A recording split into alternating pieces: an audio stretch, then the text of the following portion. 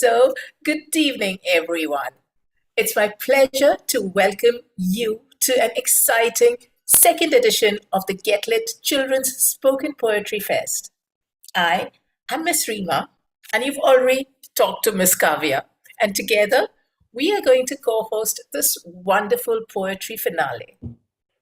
We are super excited, very excited for you to witness this inspiring evening as we celebrate poetry through the eyes of our young poets. GetLitt has always worked on the premise that words are an integral part of expressing oneself. Words that can be woven into beautiful fabrics that present one's imagination and discoveries. Words that can transform into stories of experimenting, growing, making mistakes, and learning through those mistakes and experiences. And what better way to present one's creations with words than through stories or poetry?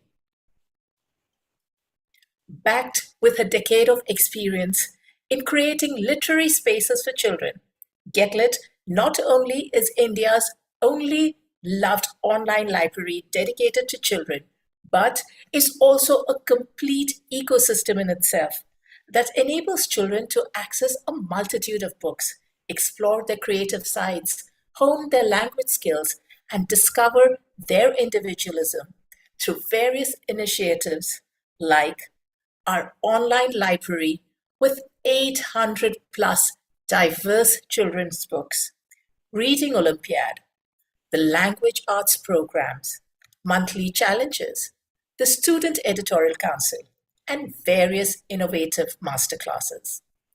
Taking it a step further and expanding this very ecosystem, the GetLitt Children's Spoken Poetry Fest, now in its second edition, is one such platform where students get the opportunity to express their ideas, their perspectives in a creative and poetic way.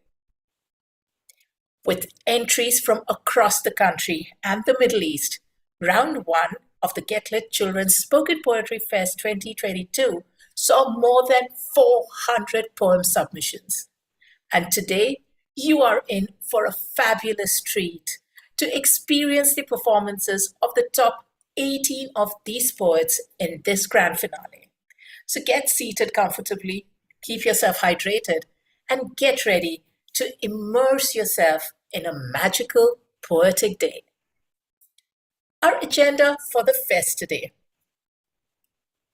We will begin with the opening ceremony, followed by a short welcome note from GetLitt's founder and CEO, Richa Sethi. We will meet our esteemed panel of judges next. Our young poets will then take the stage to perform their powerful spoken word poetry. Finally, we will be wrapping the Spoken Poetry Fest with a nail-biting prize ceremony and a closing. But before we begin, a short poem to set the mood for this evening. This is a special poem for all of us at GetLitt, since this one's written by a finalist of our first edition of the GetLitt Children's Spoken Poetry Fest, and it is warmly dedicated to all the young poets amidst us today, and also the wonderful poets of the world. This is how it goes. Dear poet, why do you write? Do you write to share what you think or talk to a million lives? A poet has an important job, you see, because generations will read thy wonderful work with glee. You will live forever in thy poem, and all will read thy name with love. Sometimes I wonder, how do you write such wonderful verses? Whether you flick the magical wand always? I think that you're really fond of writing and playing with words. Sometimes you rhyme it, and sometimes you tinkle. Sometimes they scare me, and sometimes they are fun.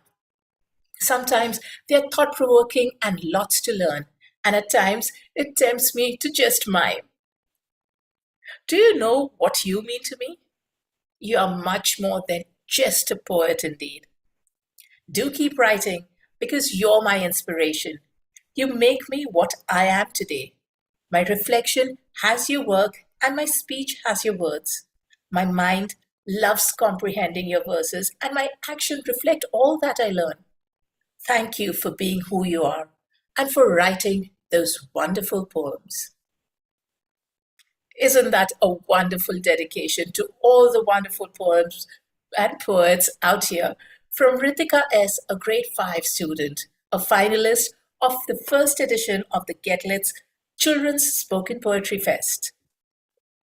Now, as we have gathered here today to witness the magic of the spoken word poetry, one may wonder as to what is spoken word poetry. How is it different from the written poem? I'll tell you. The spoken word is written on a page. It's written by poets, but performed for an audience. There is a strong focus on what you are saying and how you're saying it, as in your performance. It has elements of acting, storytelling, movements, rhythm, and last but not the least, when it comes to a fest like this one, the audience plays an integral role in any spoken poetry fest. They react vocally to engage with and support the performers. So, join in along with me to create the special place and space with our performers today.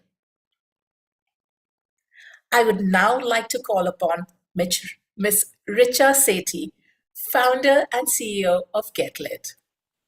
Richa will be sharing a short note on our vision for the GetLitt Children's Spoken Poetry Fest and on nurturing and championing the voices of the next generation. Over to you, Richa. Thank you, Reema. Today is one of the most gratifying days at GetLitt. We began with the dream of creating a space exclusively for young minds to express their ideas uninhibitedly, a space where they will discover stories that will not just inspire them, but also show them to take courage to share their own stories. The sensitive, poignant, and humorous poems that we receive from across the world is a testimony to the belief that there is a huge creative force ready to speak their mind. And today's spoken poetry is going to show you just that. To the audience here, today I urge that pay attention, or you might miss out on what the young thinkers are observing around themselves and envisioning for the future.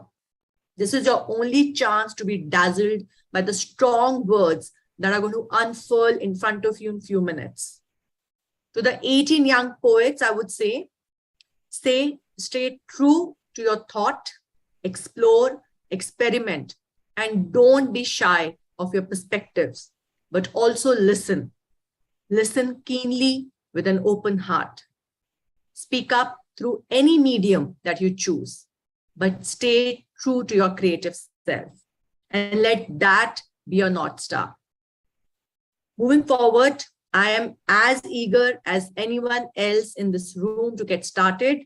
And joining me here are a group of strong-willed, creative individuals who have made a name for themselves in the field of written and spoken word. I am delighted to introduce the esteemed panel of judges here with us today, Ms. Aarti Santhalia, Koshiki Saraswat, Megha Gupta. With great pleasure, I introduce you our first judge for the GetLitt's Children's Spoken Poetry Fest, Ms. Aarti Santhalia. Aarti is a children's author. She completed her writing credentials from Oxford University, London, and studied young adult fiction from London School of Journalism. Her debut children's book, Big Bully and Me, was nominated for Crystal Kite Award. Her other books include Hungry to Read, Best Friends Forever, Hungry to Play, and recently released book, Read, Write, Race. Best Friends Forever has won the Ficky Ear of the Book Award 2020, and Hungry to Play had been shortlisted for the Neve Book Awards 2020. We are delighted to have you with us, Aarti, today, and thank you for joining us. Thank you, Richa. Next, we have Ms. Koshki Saraswat. Koshiki, most of the finalists are aware of Ms. Koshiki, but here I go. Koshiki writes under her self-given name Ibarat and is a page and stage writer and poet. While she writes content, her heart beats for stories. Her work has been recognized by several prestigious platforms like Terribly Tiny Tales, Commune and Spoken, Bhutan Literary Festival, the Poetry Cafe London, Delhi Poetry Slam, the Alipur Post, and the likes. We are so glad to have Koshki join us today. Thank you, Koshiki. Thank you for having me. Our next esteemed judge is Ms. Megha Gupta. Megha has worked in Indian children's publishing for over a decade and is the author of the critically acclaimed award-winning books, A Home of Her Own, which is on GetLitt. So I do hope everybody goes and reads that book, and Unearthed, an environmental history of independent India. Her most recent book is After Midnight, A History of Independent India. Megha firmly believes that all change begins with getting children to read books that demystify the world and its infinite possibilities. She curates the children and youth section of the online magazine sustainabilitynext.in and is a co-founder at the Green Literature Festival. Thank you for joining us today, Megha. Thank you. Thank you for having me. It's a pleasure to have all three of you today. Needless to say, the evening is going to be a challenging one, but very gratifying for all the judges. With this, I would like to hand over to Rima to take us quickly to the next segment. Perfect. Thanks a lot, Richa, for these lovely words and introducing our esteemed panel of judges. The 18 young finalists you will meet here today have gone through a rigorous selection process. The fresh-faced 18 young finalists have submitted their spoken poetry video performances on the GetLitt challenges, been selected through an intensive evaluation process from over 400 entries of all original self-written poems. During the lead up to this fest, Ms. Koshiki, part of the judges panel today, joined the young poets in an upskilling masterclass. She made the masterclass super interesting and specifically insightful as she brought in solid strategies and tricks for all our finalists to enhance their spoken word performances before the finals. We spent a warm evening discussing poetry and made the next generation's poets ponder on what it means to love and live their creative works. Thanks a lot, Koshiki, for being there for our young poets. Thank you. On behalf of the young poets today, here are a few lines. We worked hard, accomplished terrific tasks, learned tips to make our poetry better. It's like throwing away the old mask. Although it's challenging, we did it well. We hope you love what we tell. We learned a lot and we had fun, but especially we got things done. Who are we? Let's see. We are extremely, extremely proud and elated to introduce the 18 young poets of this exciting second edition of the GetLitt Children's Spoken Poetry Fest 2022. Audience, a huge round of encouragement to the budding poets. Over to you, Kavya, for the awaited part of the event. Hello. Thank you, Rima, for getting us all pumped up and excited about the opening ceremony. My name is Ms. Kavya, and along with Ms. Rima, I will be your co-host for this magical evening. We are finally ready to dive into the much awaited part of this evening, which is the spoken word performances. But before we start, I want to take a moment to highlight an important aspect of spoken word poetry, which is the role of the audience. An important ingredient of all spoken word poetry is a very close engagement between the poets and the audience. So we have a sincere request of the audience today. Please cheer for our young poets to the maximum. And if you are just in, please do change your names to father of A, friend of B, mother of C, grandmother of B, if you haven't done so yet, so that we can identify you. And audience, please keep your cameras on, keep your phones aside for the next 1.5 hours, pay attention to what the poets are saying, smile, clap, snap, nod along, and enter enthusiastic comments after every performance in the chat box, because it's going to go a long way in encouraging these budding poets. So Get yourself ready, take a seat, get comfortable, and have a treat. Here we are, ready to go. We truly, truly hope that you enjoy the show.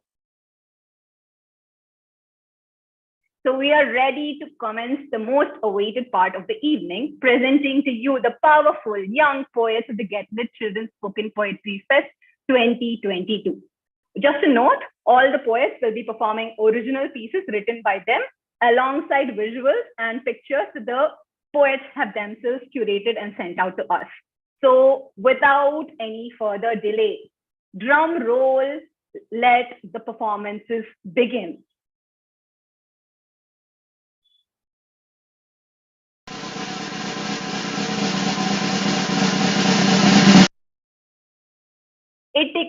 It gives me great pleasure to call upon our first poet of this exciting evening.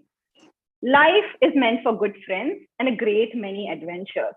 The two protagonists of the story in verse today are unlike any other that we have seen. Two boats afloat the great sea of life.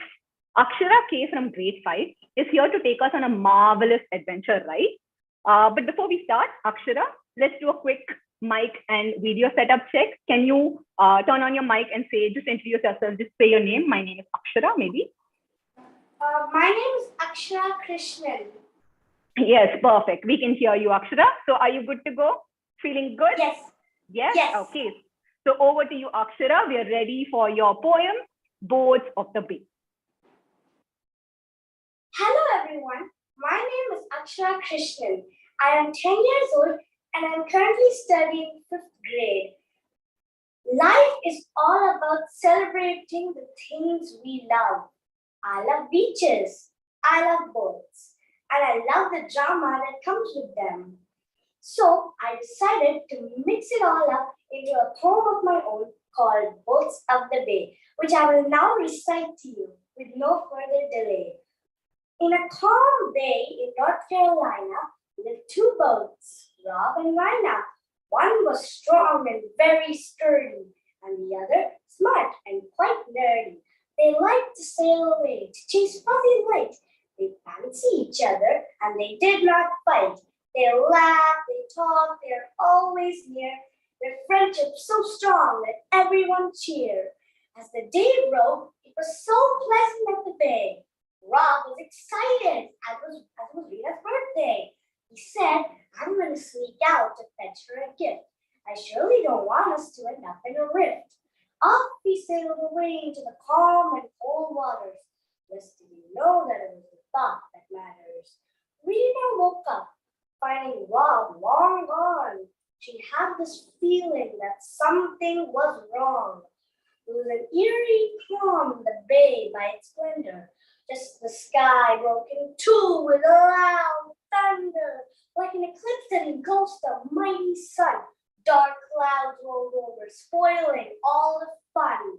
The waters once calm were now choppy and rocky. Rita was worried and hoped for Rob to get lucky. The storm swept the bay, the rain poured, lightning struck, and thunder roared.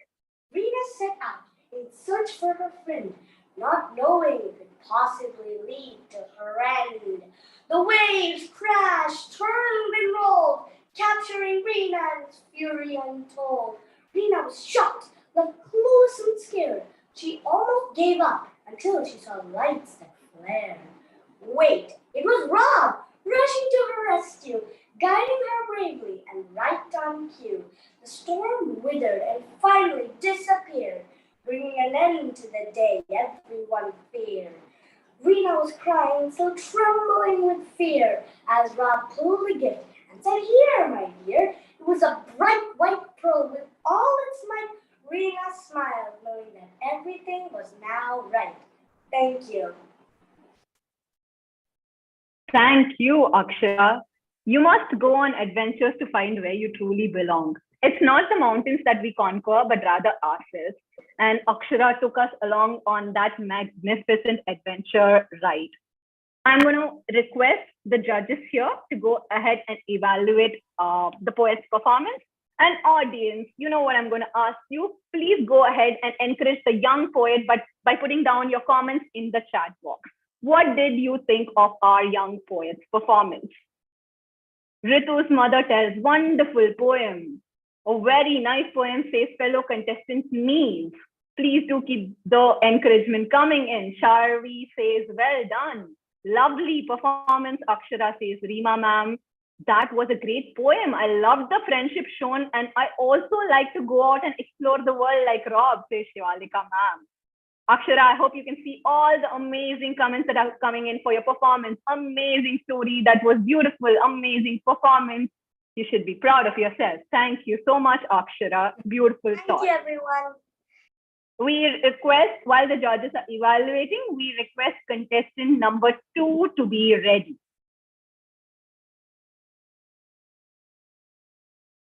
We will proceed on to contestant number 2. Thank you so much.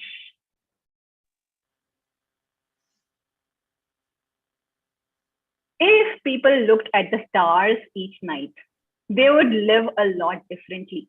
When you look into infinity, you realize there are deeper and more important things than what people fight over all day.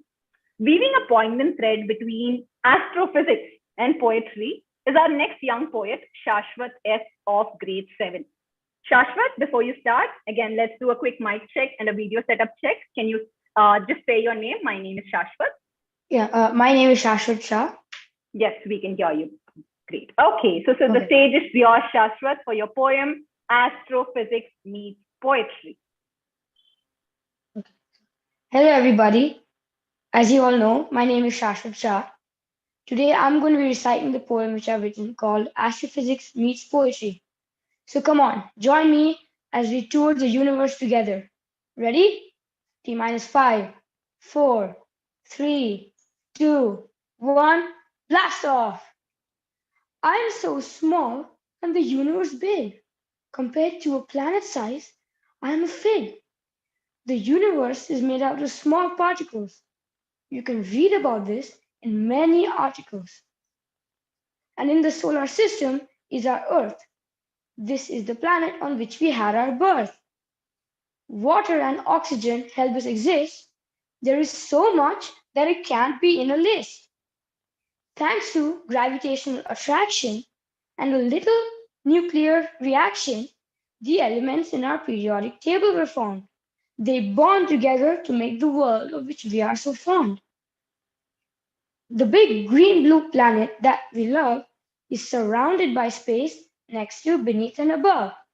Spinning around like a ballet dancer, to why this is, science has the answer. Sadly, after a few billion years, our great big star will grab our planet by the ears and gobble us up is what he'll do. The end of our planet, this is true. For now we are alive and well. When this will happen, there is no tell. But everything in the world comes to an end. To prevent this, a hand we cannot lend. Everything in the universe happens for a reason. For example, the coming of a new season. But this will happen in a few billion years to say goodbye to all our fears. So there's no reason to worry, because there's no hurry. So instead, let's focus in the now. Wonder about the universe and say, wow. Thank you. Thank you, Shashwat. Is the universe made of atoms?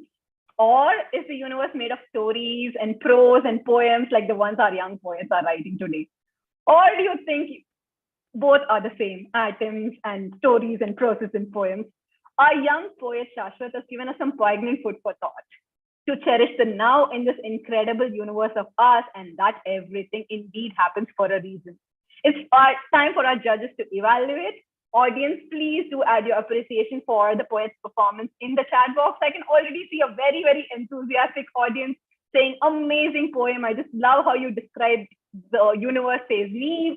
Well done, Shashwat. Fantastic poem and performance, says Krish. Amazing journey to space. What a blast, says grandfather of Vismaya. We're very glad to have you here. Wow, very beautiful. So many comments coming in. Great reminder of how everything is going to end but that does not mean we should stop enjoying the current time. Very nice, very wonderful thought indeed, Mr. Valika. Astro dance, fantastic, says Vismaya. This was a synchronicity poetry form. Oh yeah, okay, amazing work, Shashwat. Okay, I did not know that. Reema, ma'am, thank you for letting us know about that. I hope the judges are good to go with their evaluation. We request the next contestant, number 3, to be ready meanwhile. But I hope all the poets who are performing go and look at the amazing and encouraging comments that are coming in for you as you perform.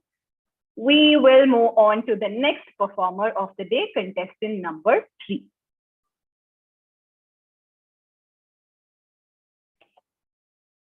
Freedom begins with the curiosity and the courage to question. Why are things the way they are? Why can't they be this other way or another way? Challenging this curiosity and immense courage, we have our next young poet, Anaya I of grade 5, who is here with our poem, What Does Freedom Mean to Me? Anaya, before you start, again, let's do a quick mic check and a video check. Just tell, my name is Anaya. My name's Anaya. Okay, if you can be a little louder when you're performing, okay? So are you good to go? Yes. Okay, take the stage. We're over to your poem, What Freedom Means to Me. Good morning. My name is Anaya Iyer. I study in grade 5 of Chhatrapur's Nursery School, and I'm going to be reciting a poem on what freedom means to me. Freedom.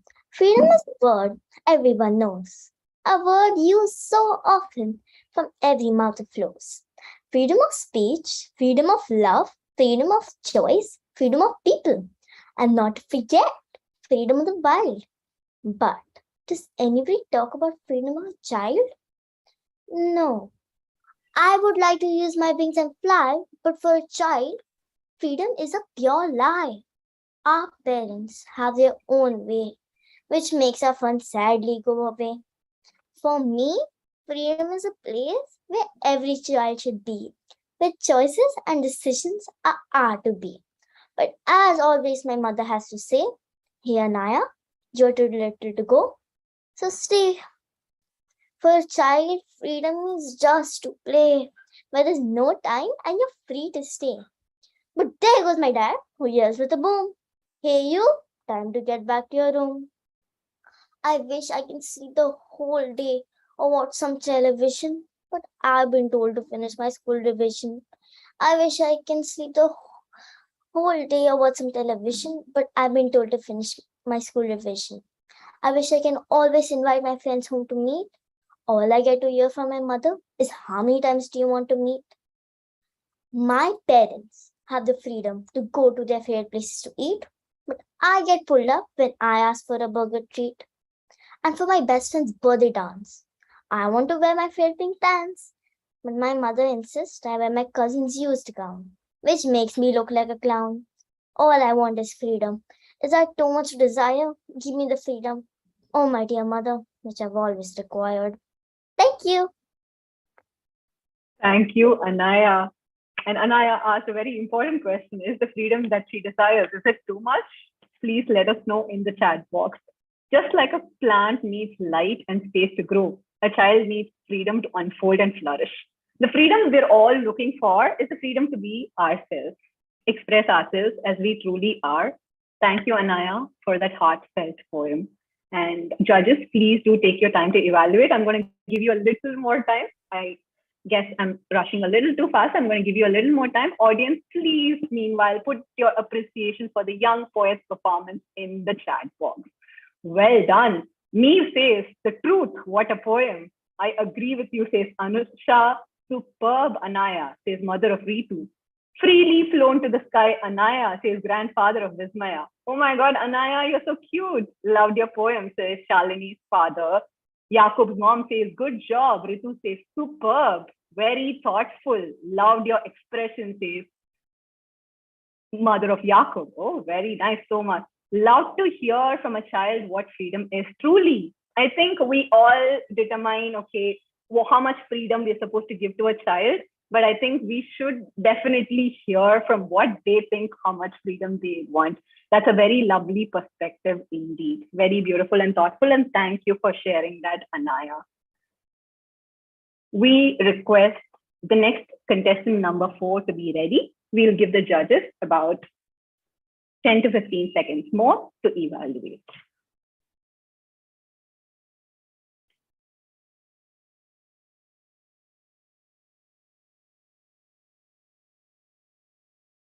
Okay, let's move on to contestant number 4. I hope you are ready.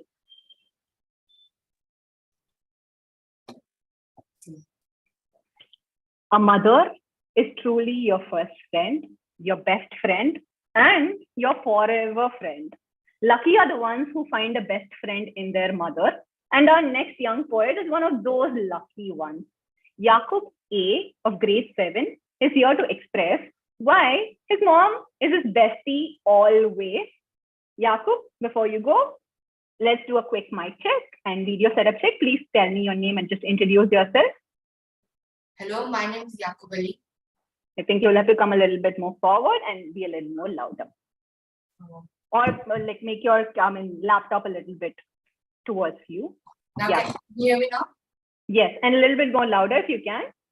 My name is Yakub Ali. Yes, perfect. Okay. So hope you're ready. Yes. Yes? Okay, so go ahead, Yakub, the stage is yours for your poem, Mom, My Bestie Always. Hello, everyone. My name is Yakub Ali. I am a 7th grader from Sharanya Narani International School, Bangalore. God sent us a special gift from above. It is made up of deep devotion, sacrifice, and love. Her love is something that no one can explain. So here, I present a poem on none other, my dear mom, my bestie always. Mom, I just want to say, you shall remain my bestie every day. How much I miss your touch. I love you, Mom, so very much. Every time I have let you down, for every time I made you frown. You always wanted me to be my best. You always wanted me to outshine the rest. Now that I realize your worth, I thank you for giving me birth. I promise to be the best person I can be. I promise to be the winner you saw in me. I wish I could be there to show that I really care, even though you're miles away, even far away. Mom, remember, you're my best friend, and you shall remain until the end. Your expectations won't go in vain. I promise to fulfill and attain. And I'll see you soon, and when I do, I'll shower all my love for you. Until then, I just want to say, I miss you, Mom, every single day. Thank you. Thank you so much, Yakub. Behind every child who believes in himself or herself is a parent who believes in him or her first. And I can see why mothers are like glue. Even when they're not with you, even when you can't see them, they're still holding all of us together, much like Yakub's mom. Thank you, Yakub, for that heartfelt, wonderful poem. Judges, I request you to please go and evaluate the poet's performance. Audience, please put down your thoughts about Yakub's performance on his wonderful mother in the chat box. Wow, what a beautiful poem, says Krish. So sweet, says Akshara. Straight from the heart. I agree, Rima, straight from the heart. Very nice. It reminds us how important mothers are, says Shashwat. Such an honest expression of love. I cannot imagine a world without mothers. True that, Shivalika ma'am. I had tears in my eyes for some reason. Oh my God, I think that's a very, heartfelt compliment.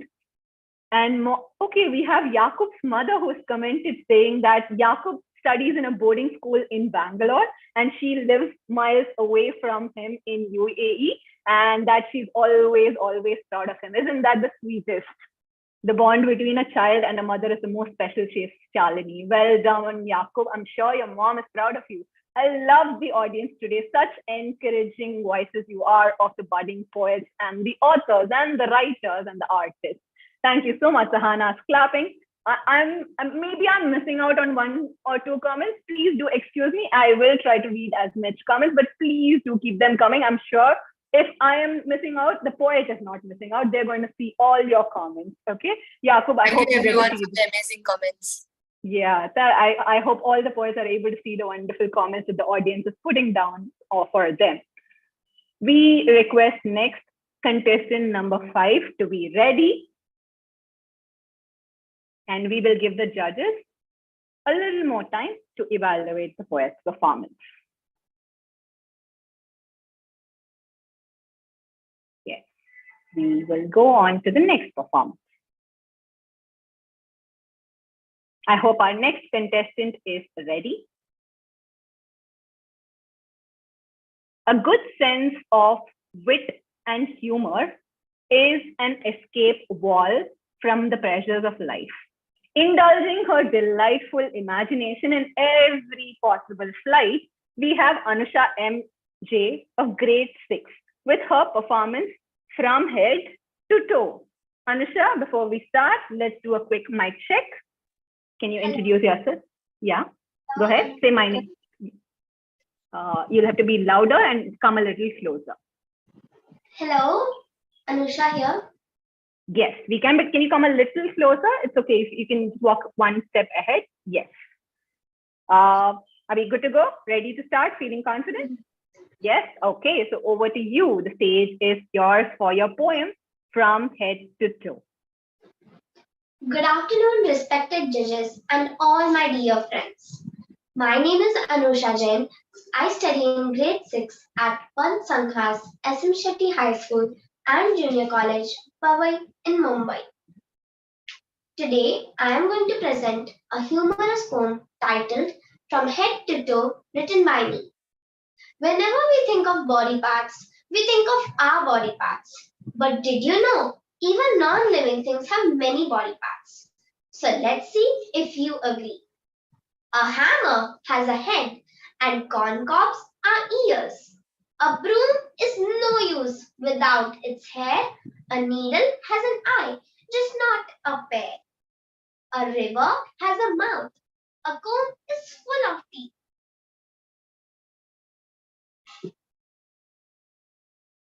An airplane has a nose, just check.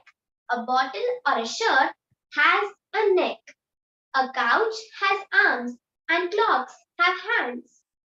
Pipes can have an elbow joint. Gloves with fingers help us point. Treasure hunt has a hidden chest. An aircraft can do a belly land. A book needs a spine, the very best.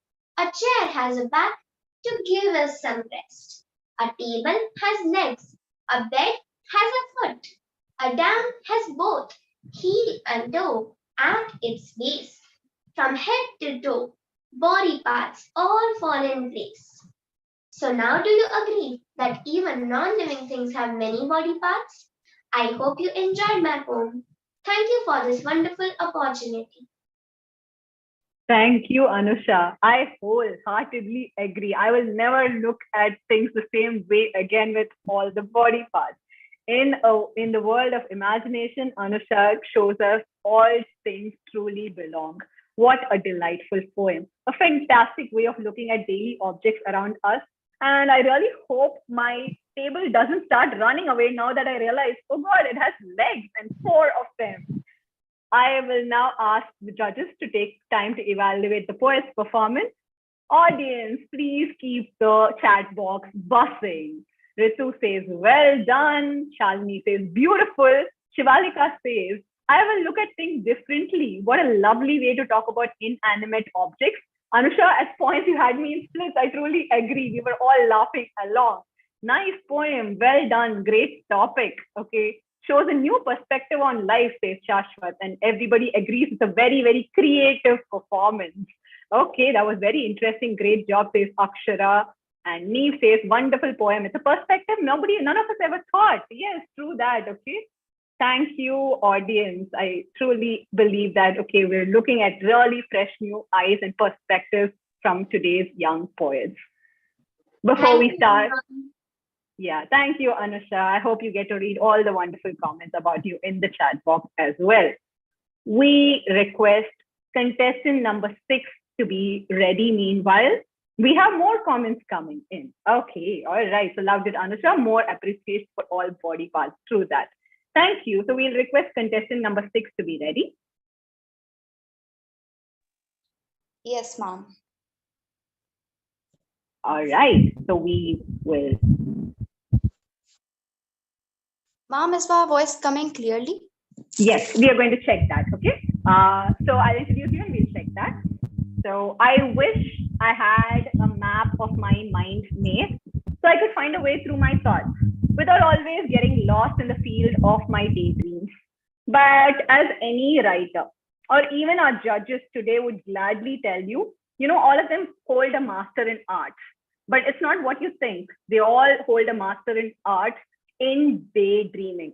Aradhya K from grade 7 is here to tell us why she is a daydreamer even today. Aradhya, before we start, let's do a quick mic check. I think there's a little bit disturbance. Can you say your name? Ma'am, Do you have another device near you? Please, can you move that device somewhere else if you have a mobile or something else that's near you, because there's a disturbance. No, ma'am. Anyone else in the room using any other device? Like your mother or father or somebody? Are they using another device? No? Okay, all right. Okay, all right. Can you introduce yourself? Yes, ma'am. Can you just say your name so that we can see whether your mic is working properly? My name is Aradhya Kothari, Yes. contestant. Okay, all right. So, yeah, I think we can get started. Okay. So, take the stage, Aradhya, for your poem Daydreamer even today. Ready? Good to go? Confident? Yes? All right. Okay. Good afternoon, respected judges, audience, parents, and my dear friends. I am Radhya Kothari from class 7, MGD Girls School, Jaipur. I am an active participant. I love writing poems and essays. I am also a daydreamer. I often get scoldings for being a daydreamer. But, as you know, late APJ Abdul Kalam said, a dream is not something that you see at night, but something that you see in the daytime. So, I will continue to be a daydreamer. I want to tell you about an incident. When I was writing this poem, I dreamed that Miss Koshiki gave me the first prize and the audience were clapping. I was delighted and happy. Now I will start with my poem. The title of my poem is Daydreamer Even Today. Monday morning in the school, I proved myself to be a fool. When in the bio class, I started dreaming I was a doctor with ultimate disease solution. And corona, I started screaming. Tuesday afternoon, in the tuition, in my dream, I was a mathematician with a formula of my own. And soon, I found myself in utter confusion when the maths teacher demanded the problem solution. Wednesday evening, while playing chess, I daydreamed about being the grand chess master. My brother waited for my next move, and soon, when my dead king I had nothing left to prove. Thursday on my reading table, I daydreamed I was a discoverer of a new element. Soon I forgot about the periodic table and scored 0 in chemistry assignment. Friday on the basketball court, I daydreamed about being Michael Jordan of tomorrow. And lo, the ball hit me hard and left me with nothing but sorrow. Saturday in physics class, I dreamed about Aradhya's law or something. And soon, what hit was not an apple, but a chalk piece from teacher's table. Glaring look did the teachers pass, and soon I was out of the class. I have a confession to make at last. Old habits die hard, they say. That is why I am a daydreamer even today. Thank you. Thank you, Aradhya. Daydream, imagine, and reflect. It's a source of infinite creativity. Maybe one day we will all find a place where our daydreams and our reality collide. And thank you, Aradhya, for dreaming the impossible dream. May your dream and reality collide someday. It's time for our judges to evaluate the poet's performance and audience. I can see already the chat box is buzzing even before I come to you. Amazing poem, amazing actions. Yes, very indeed. Neve Charvi says very creative. Neve's mother says great poem. Ashna says great poem.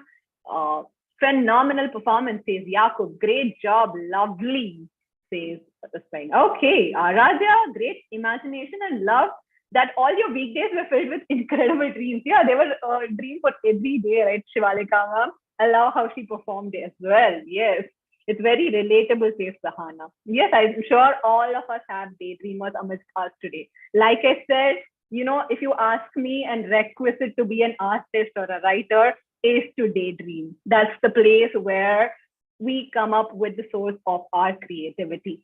Thank you so much, Aradhya. I hope you can see all the encouraging comments for you in the chat box. We will take 5 to 10 seconds for the judges to evaluate, but meanwhile, I request contestant number 7 to be ready.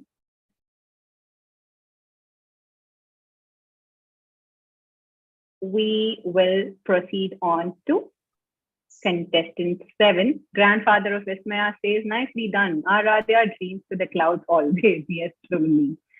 Okay, we're going on to the next contestant. The future belongs to those who give the next generation reason for hope. Channeling indignation and optimism in equal measure is our next young poet, Shalini M. of grade 8, with her poem, An Ode to the Next Generation. And we must truly listen because it's from the next generation to us. Shalini, before you start, let's do a quick mic check. Can you introduce your name? Can you just tell us your name? Hello, everybody. I'm Shalini Muttambar from grade 8. Yes, we can hear you loudly and clearly. Great. Okay, so go ahead, Shalini. The stage is yours for your poem, An Ode to the Next Generation. Hello, everybody. My name is Shalini Muttambar, and I'll be presenting my poem, An Ode to the Next Generation. We built this generation on our own, without support or any aid. And the effects of our doing are not going to fade. Global warming, poverty, hatred, and war. Our planet is almost flooded to the core. Industries are placing dejected workers. The rights of the nation are defined to the borders. Hatred is spreading like wildfire. Sharing the same species as humans is the only commonality we acquire.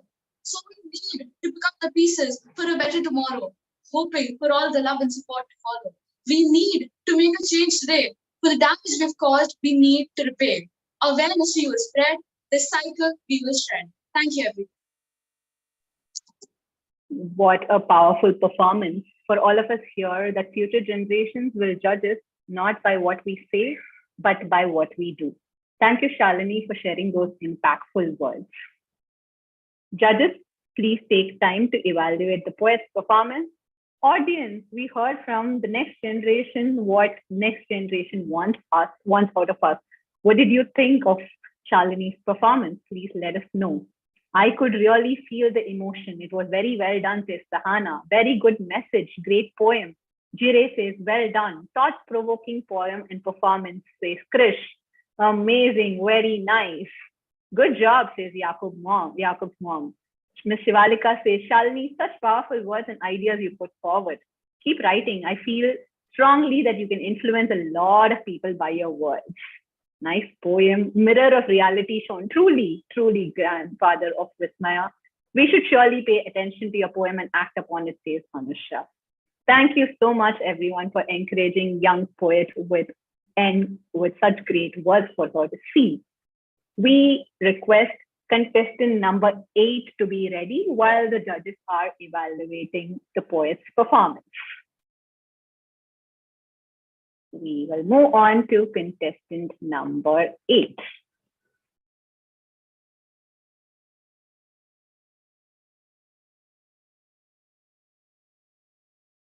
A girl should be 2 things: who and what she wants. Who and what does our next young poet want to be? Let's hear it from Taskin of grade 8. Her poem, Not an Ordinary Girl. Taskin, before we start, can we do a quick mic check? Sure. Good evening, I am Taskin. Yes, we can hear you. Be a little more louder if you can. All right. Okay. Okay. Yeah. Okay. Yeah. All right. So the stage is all yours, Taskin, for your poem, Not an Ordinary Girl. Please take the stage. Thank you. Good evening, I am Taskin, and the poem I'm going to be reciting is Not an Ordinary Girl.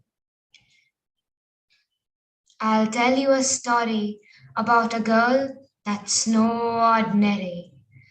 Because when the hazy moon shines in the shadows of the dark, and every mortal soul is sleeping with a contented heart, a bright, silent light sparks in a tiny room, where she works to fuel every last one of her passionate fumes.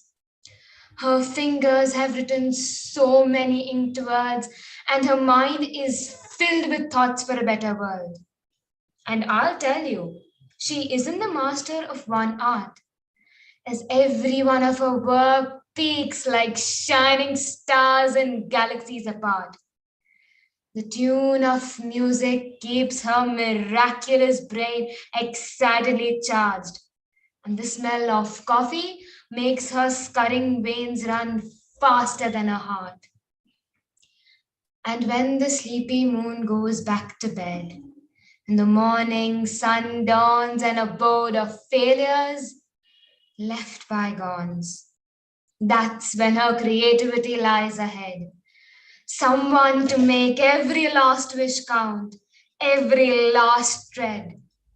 A girl with visions to build all that empowers with her finest work, struggling with the most patient of hours. I told you, she isn't an ordinary girl, and not giving up runs in every last one of her curls. Her dedicated goals don't take a luxurious break, because she loves them like candles on a birthday cake. And without fulfilling them, her life feels incomplete. After all, what is the point of living if not racing after dreams? Her heart has chosen never to back down to the obstacles in front of her crown. Her soul promised not to get tired, even when it seemed a little too hard. Her fingers vowed not to stop. When all seemed utterly lonely and lost, her legs swore not to brutally break. When she feels like she is drowning in a never-ending lake, her 1 in a million mind pledged not to rest, even during the most puzzling of trials and deadliest of tests. And when the clock chimes, as the times are rough, She knows how to keep her ground and stand tough. Without being handed down hands full of spoon-fed pearls, she was not a daddy's princess with all those twirls. She's that girl whose work is her muse. So when the dusking sun goes down and all the glittering shine fades out, there's still a tiny room that lights up the dark. And in there is a girl, not so ordinary, who pours into the world all her heart. Thank you. Thank you so much, Taskin. The woman I was yesterday introduced me to the woman I am today, which makes me very excited about the woman I will become tomorrow. That is indeed, Taskin, a manifesto for hope and grit of every young girl and boy. Thank you. It's time for the judges to evaluate the poet's performance. Audience, what did you think of Taskin's performance? Or please put your thoughts in the chat box. I love the poem, says Sahana. So beautiful, says Krish. Awesome poem, amazing. I think the girl is you, says Anusha. Okay, yes, inspiring. Played very well with words, Vismaya says. Amazing poem. I love how she described the girl. Yes, truly. You're a true poet, dear Taskin, says mom of Yakub. Shivalika ma'am says, wow, thoughtful words put together to spread the message of hard work and dedication. And Shalini says, beautiful, you are far from ordinary, you're extraordinary. Thank you so much for all those encouraging comments. And I think the poet herself agrees. She is very grateful for all your comments. Extraordinary performance, Taskin, applies to all of us, I think, is grandfather of Vismaya. I love the audience today. You're all so encouraging of all the budding artists and poets. Please keep your comments coming in for every child. They truly will appreciate your encouragement. While the judges are evaluating, I request contestant number 9 to be ready.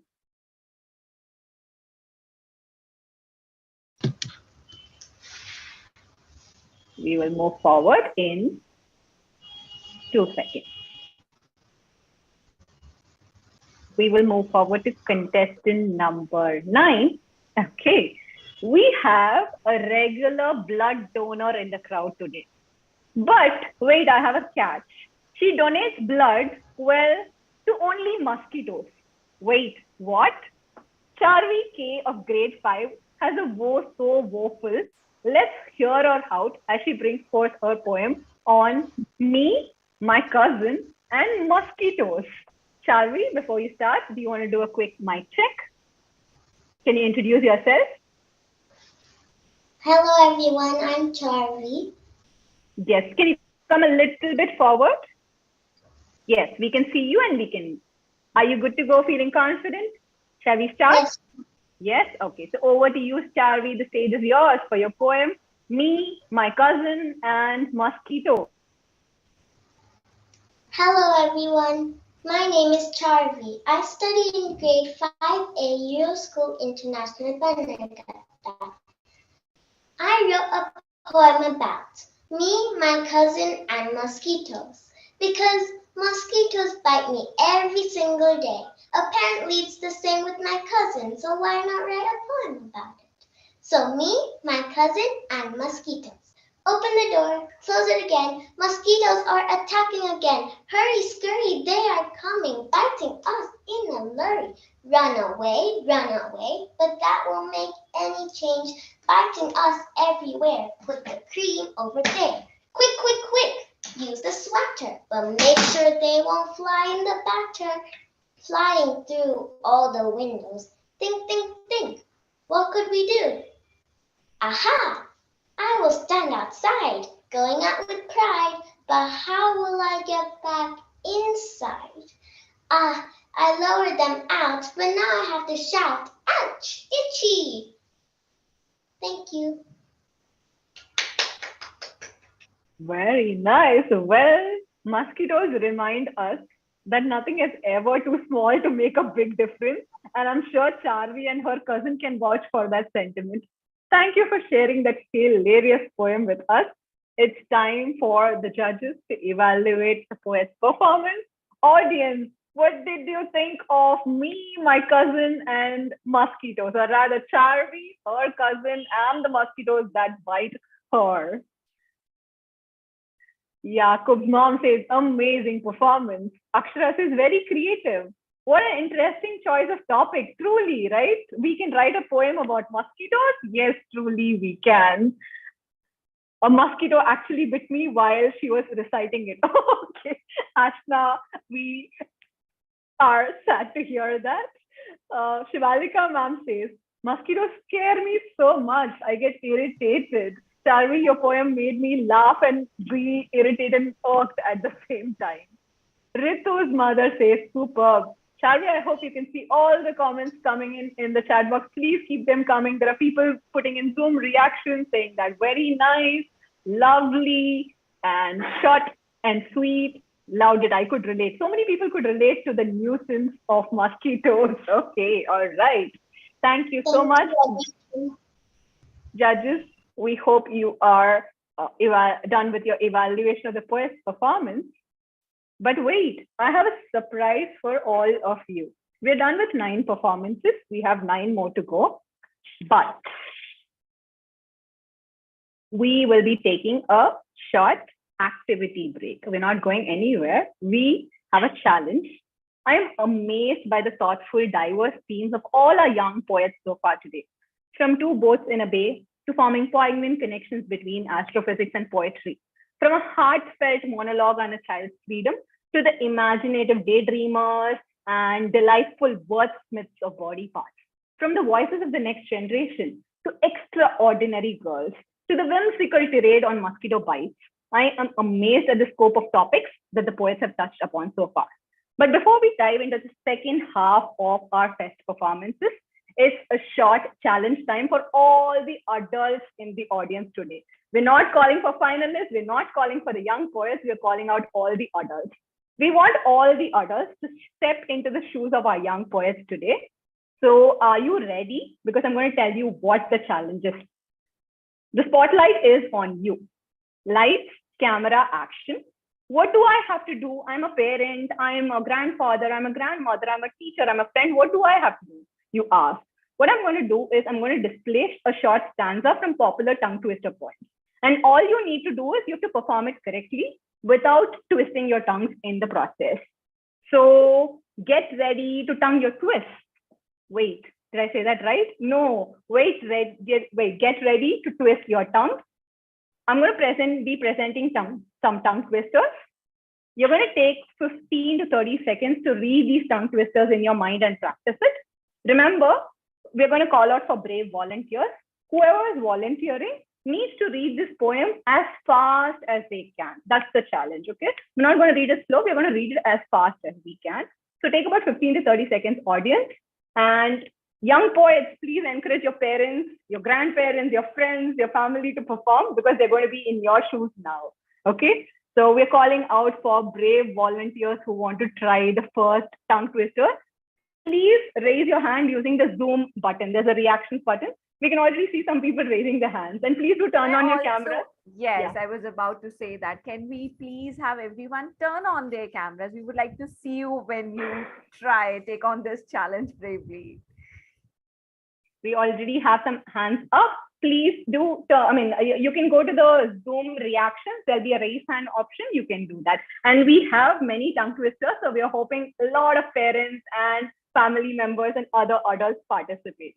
Okay, I could see Akshara's, poet Akshara's mom, if I'm not wrong. Okay, her hand is up. So do you want to try it out? The challenge is to read it as fast as you can. Go ahead, Miss Akshara's mom, you can try it out. Yeah, hi, I'm Nivita. Thank you.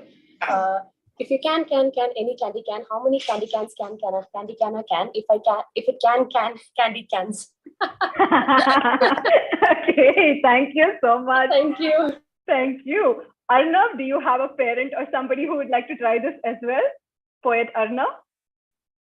Or Yes. If you can't can any candy can, how many candy cans can a candy canner can? If it can candy cans, yes. Thank you. Thank you, Arnav, for participating. We were hoping you could encourage if you have a parent or somebody else also to participate. So is there parents of anybody? Okay, I see Ritu's mother raising her hand. Ritu's mother, do you want to take a shot? Sure. Thank you, Arnav. If you can't can any candy can, how many candy cans can a candy canner can if it can candy cans? Okay, thank you so much, Ritu's mom. Okay, wait, do you think I'm going to show the same tongue twister to everybody? No, I'm going to change the slide. I'm going to make the tongue twister more trickier as we proceed. So again, please raise your hand. Please take 15 to 30 seconds. Read this tongue twister, the changed tongue twister in your mind. We are encouraging all the fathers, mothers, uncles, aunts, grandfathers, grandmothers to participate, and even friends, not the contestants. Okay? Can I ask everybody who has already raised their hand to lower their hand?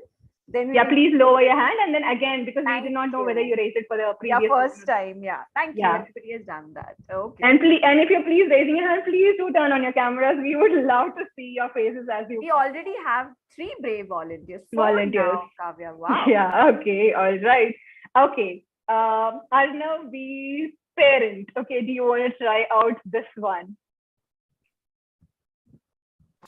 Hi. This is Meenal. Swan swam over the sea, swim, swan, swim, swan swam back again, well swam, swam. Thank you so much. Father of Shalini, do you want to take a try at this? Thank you so much, ma'am. And if you could please turn on your cameras, Shalini's father, we would request you.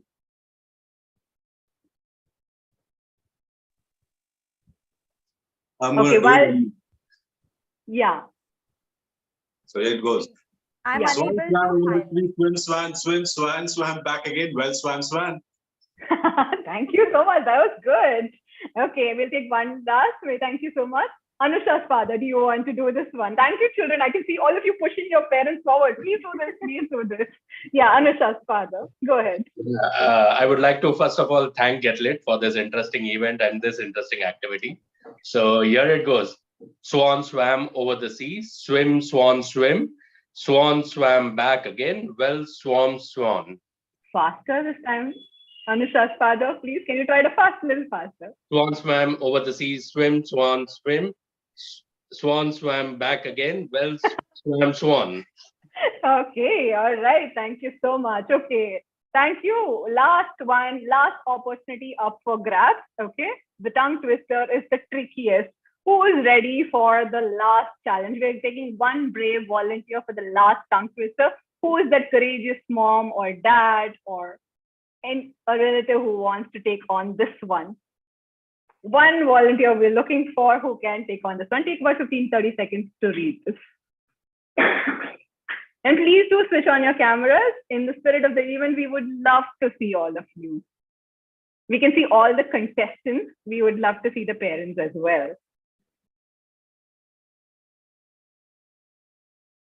Do we have any brave volunteers for this, or should I just cold call Ms. Shivalika, ma'am? No? Okay. All right. Listen to me, Kavya, ma'am. Okay. But if nobody is trying, then okay, we have somebody, right? No. Yeah. That was a Yakub's mom. Yakub's mom, do you want to try this one? Yeah. Hi, I would like to give a try, although this looks a bit difficult. No, go just ahead. to have fun. Just to have fun. Yeah.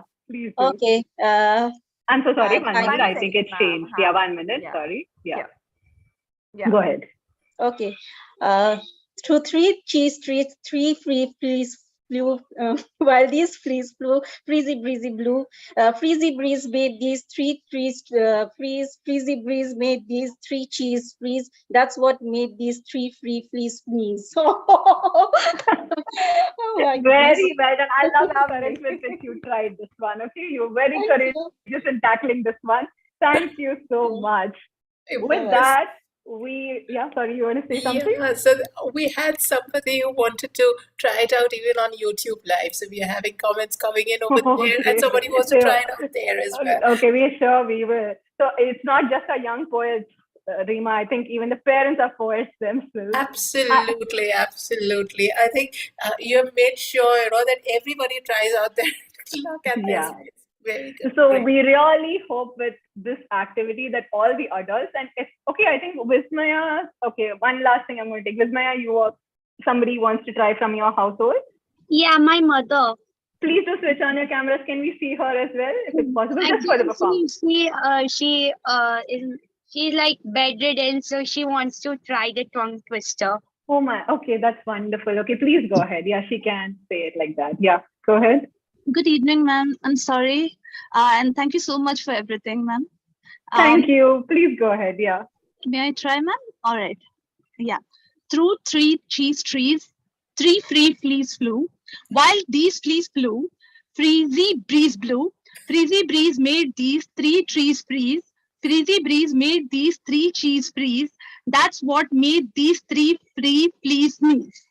What a commendable performance. Very nice. Thank you so much. I really hope that all the adults and especially the kids had a lot of fun twisting their tongues for these super fun tongue twisters. And we hope this activity made all of us realize how tough yet how delightful it is to be in the shoes of our young poets today. Audience, we are going to go over to the second half of the Spoken Poetry Fest performances. I have a sincere request in the spirit of the festival, because we're all sitting in different parts of the globe, different cities. Please let us all turn our cameras if we can, so that we can all see your bright faces as you are part of the fest. With that, we are ready to go into the second half of the Poetry Fest for our next 9 performances.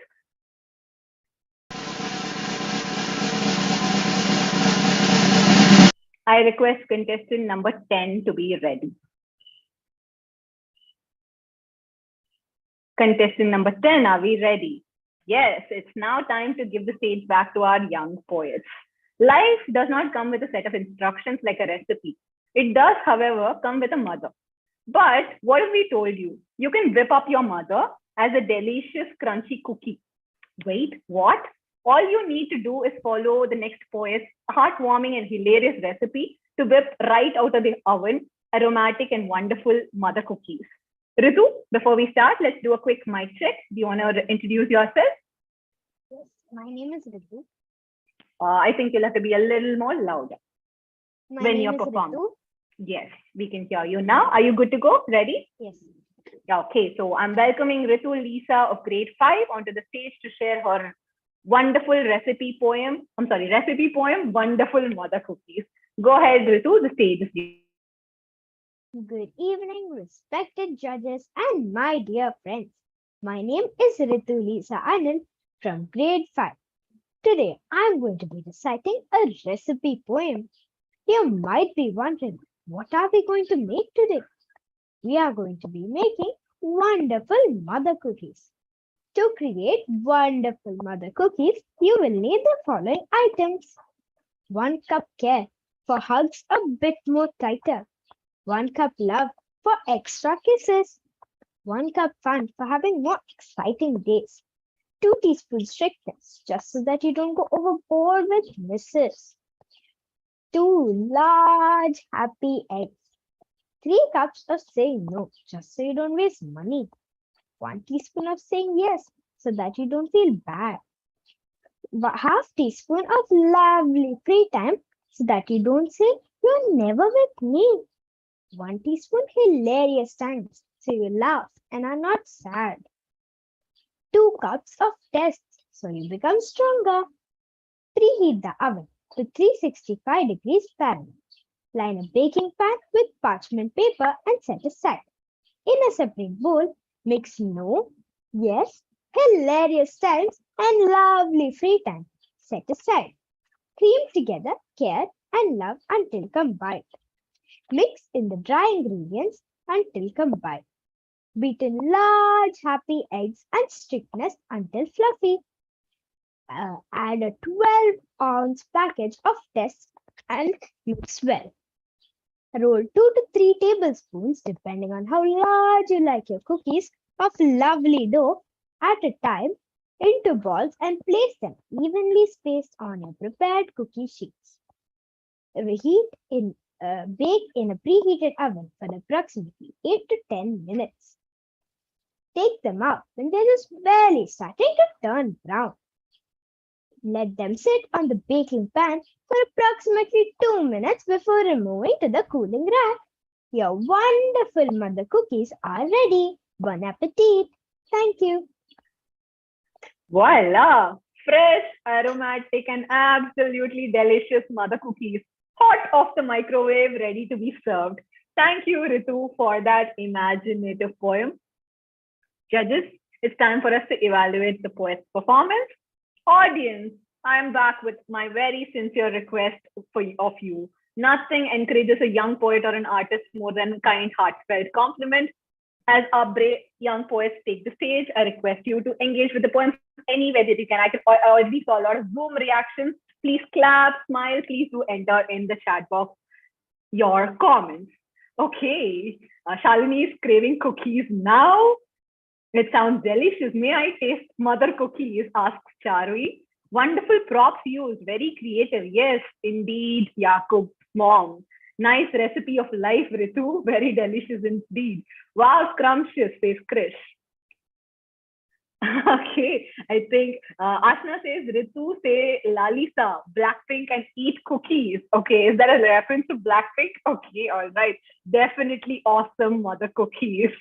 Okay, you've made the best of the best cookies of the world, says poet Neve. Okay, very nice. Okay, all right. Thank you for such encouraging comments for Ritu. Amazing cookies indeed. We will request next contestant number 11 to be ready.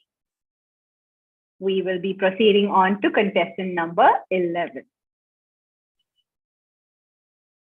Even the sky is not the limit for our next poet. He would gladly respond, don't tell me sky is the limit when there are footprints on the moon.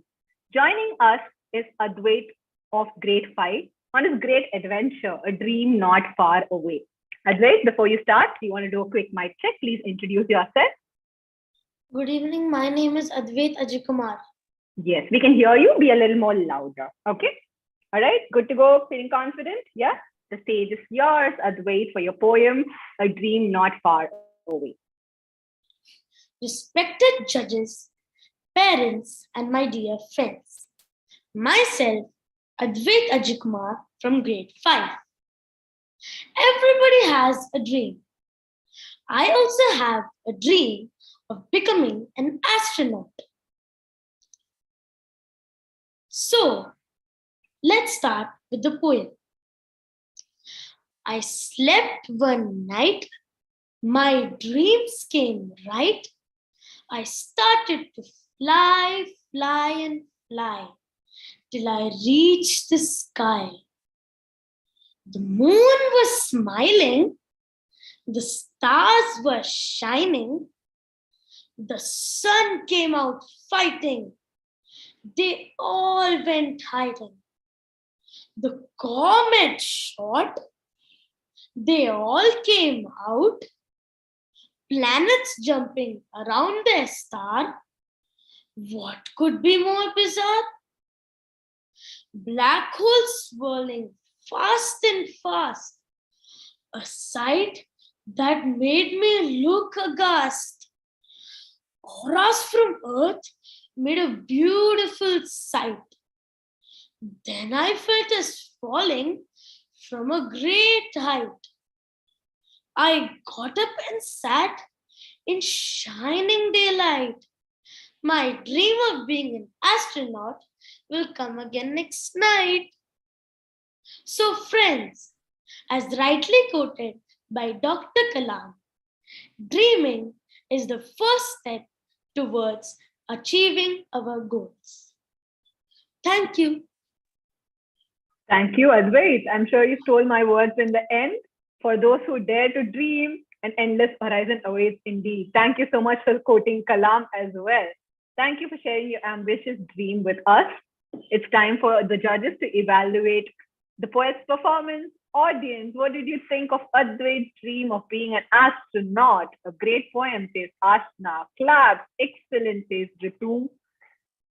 What did we think of the poet's performance of his dream of being an astronaut? Stirred up my dreams. Advait says with Maya. Shalini says awesome. Incredible says Akshara. Truly indeed. What a lovely expression of goals and dreams. Dream big and work towards it. And I love the rhyming lines in the poem, says Shivalikam. An awesome dream. Way to go, Advait.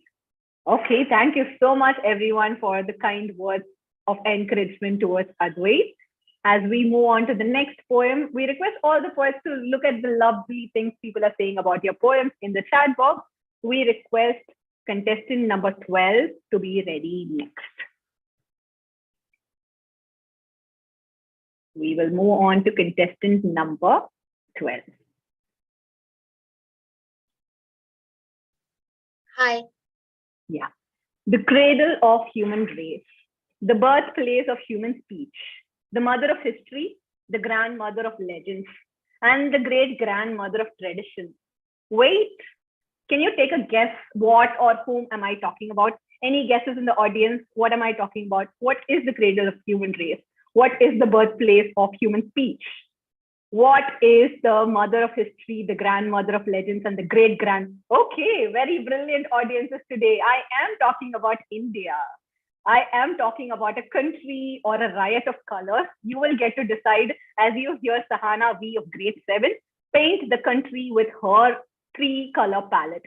Sahana, before we start, do you want to do a quick mic checkup? Can you? Yeah, hi. Can you hear me? Yes, we can hear you. Good to go? Feeling confident? Yeah, sure. Yeah, all right. Okay, so the stage is yours, Sahana. So, hi everyone. I'm Sahana Vijay. My poem is about India because I'm from India. I've lived here my whole life.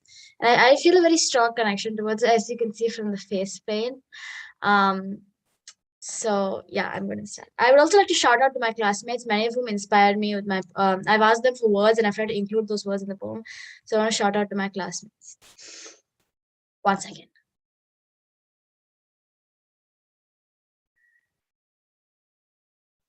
It's only 3 colors that we built into strong, tall towers. It's just 3 colors that bloomed into millions of flowers. It's just 3 colors that made us all run like cowards. Is it just 3 colors that takes us all forwards? The vibrant orange that spans over sunrise, the color which makes all our food, which highlights the plain white, pearly and misty, the lotus and the moon in all its beauty. The emerald that covers trees are elixir to life. The green that washes away our sadness and strife. And lastly, the blue of sky and sea, the small circle that calls out to me. The spicy street food with its mouth-watering aroma, the loud TV serials with its captivating drama, the gold bangles jingling in nature, the silk saris discarded in future, the sounds on the street calling, "Hey, fellow," the sounds on the street, anything but mellow. The women with their elephant-sized bindi, the hundreds of millions of cups of hot tea, the one and only god, superstar Rajini, the haggling with the vegetable vendor until the price becomes free, the massive amount of biryani, extra spice, the delicious vendaka samba with steaming rice. Diwali, the sparkling mist of fireworks, stars in the sky.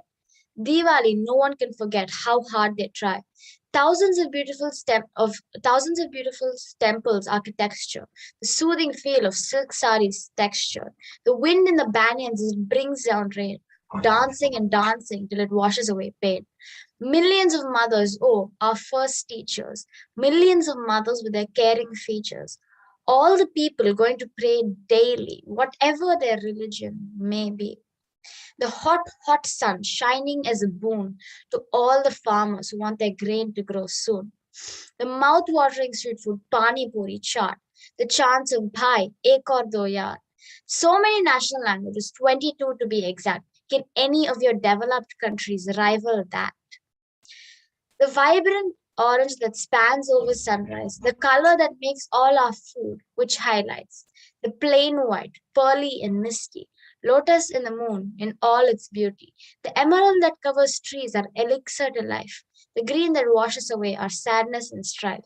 And lastly, the blue of sky and sea, the small circle that calls out to me. Thank you. Thank you very much. A nation's culture resides in the hearts and the souls of its people. But India's culture is in the hearts and souls of its 1.3 billion people, to be precise. India teaches me again and again that there are categories in which you divide people, but then you can't divide, and they don't hold up when it comes to India. May we cherish our diversity. May we protect it at all costs with our hearts and souls. Thank you, Sahana, for showcasing the incredible diversity and spirit of India through your poem.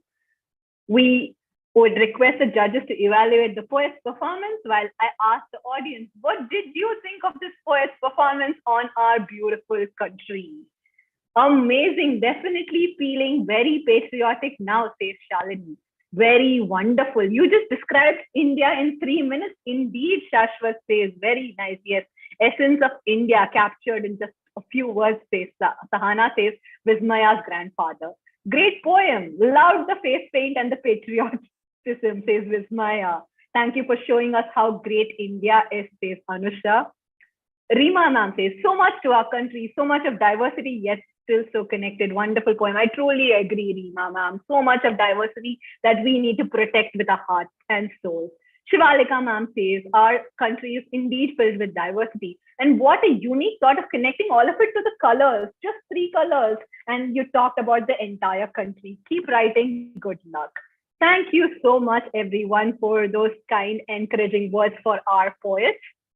I'm going to request the judges to be ready. And I'm also going to request contestant number 13 to be ready next. We will proceed on to contestant number 13 next.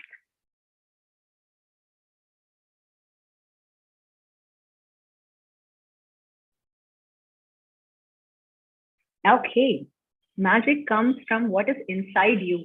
It is a part of you. You can't weave a spell you don't believe in. Neve M of grade 5 is here to cast a spell of magic on the audience today with his performance, My Day at Hogwarts. Neve, before we start, do you want to do a quick mic check? Yes, hello, can you hear me? Yes, we can. You will have to talk a little bit more louder if you're going back, okay? All right? Feeling good? Yes.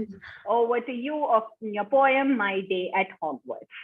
Hi, dear judges. My name is Neem Mehta. I study in grade 5, JBCN International School, Borivali, Mumbai. I always loved Harry Potter. I always used to wonder how Hogwarts will look from the outside and from the inside, and thus have described it in my poem. So let's start. My poem's name is My Day at Hogwarts. As I opened my eyes, I saw Hogwarts in front of me. As I turned to my left, there's an old spooky tree. As I entered Hogwarts, the talking paintings got my attention. I wonder which headmaster created this exquisite invention. As I set course toward the Gryffindor clubhouse, the moving stairs led me to painting as small as a mouse. The painting opened to reveal the wonderful Quidditch stadium, where I saw the Gryffindors holding flags made out of pure titanium. Harry and his team were ready for the match. Tom held a boulder which tried to open the hatch. Swoosh went the brooms with the speed of light. I wish I could hold them tight with all my might. Harry and his team won by a margin of 150 to 0. I wish I was like Harry. He's my hero. I overheard Professor McGonagall putting me on Harry's team. But as I opened my eyes again, I realized it was just one more dream. Thank you. Was it just a dream or was it true? Neve, as Dumbledore would say, of course, it's all happening inside your head, Harry. But why on earth would it mean that it is not real? What if you are a wizard or within an alternate life and we're all studying at Hogwarts? Children see magic because they simply look for it. And if we could all see the world through the eyes of a child, maybe we would all see the magic in everything. What a magnificent journey into the land of Hogwarts. Judges, please go ahead and evaluate the poet's performance. Audience, what did you think of stepping into Hogwarts through the eyes of Neve? Loved it, coming from a Potterhead. I'm sure there are many Potterheads in the audience. Magical journey, says Anusha. Shalini, awesome, says Ritu. Awesome, you're truly a wizard with words. Even I am a major Harry Potter fan, says Shashwat. Great poem, Neve. I so wish that Hogwarts was real. Oh my God, ask me about it. I would step into it tomorrow if it was real. Or maybe it is truly Shivalika. Yes, I do. Makes me remember Hagrid. Yes, we would like to take a moment to pay condolences to Hagrid. The actor who played Hagrid passed away recently, and we hope his soul rests in peace. And good job, you described Hogwarts well, says poet Charvi. Dream of every muggle like me, right, Vismaya? I feel like I was at Hogwarts, says Chris. Thank you so much, audience. That was such a magical performance, says grandfather of Vismaya.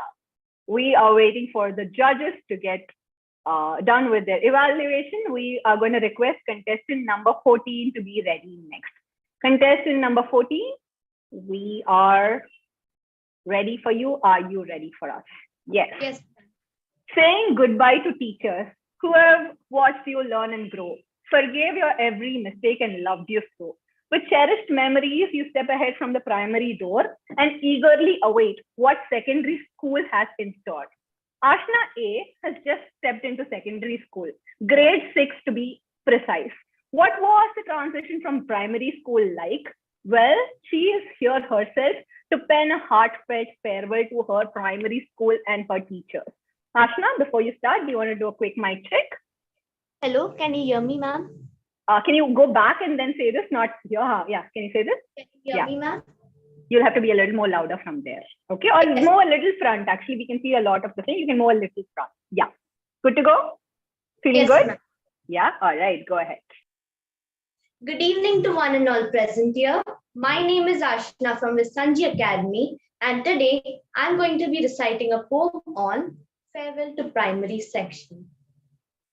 Today was the last day of primary section, and I promised my teacher that I won't cry. But in my soul, there was a question, which was, why does time fly? Our teachers were always sympathetic and accommodating, and there's something they should know. How we love to be their students. In the secondary section, now we go. In standard 1, we learned something fun, which was E. And yes, you might have guessed it right. We were introduced to the language Hindi. In standard 2, I was the ugly duckling in Poems Come Alive.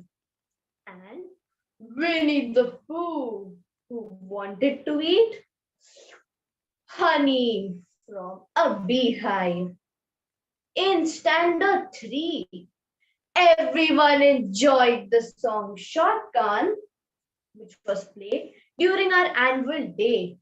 And we were introduced to Lessons in the Dark, where we learned how to be self-dependent when our parents were away. In standard 4, everything was online, but our teachers made online studying a pleasurable time.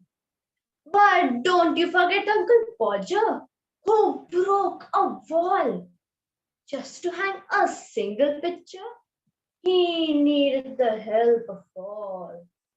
And there we go. In standard 5, the mass students came offline. We exclaimed thanks to our teachers for treating us with affection. He did not pay any attention. Well, even though we are advancing to the secondary section, our primary section teachers won't be forgotten. And as we would farewell to them, I would like to say thank you for helping us in studies, activities, and play in every possible way. Thank you.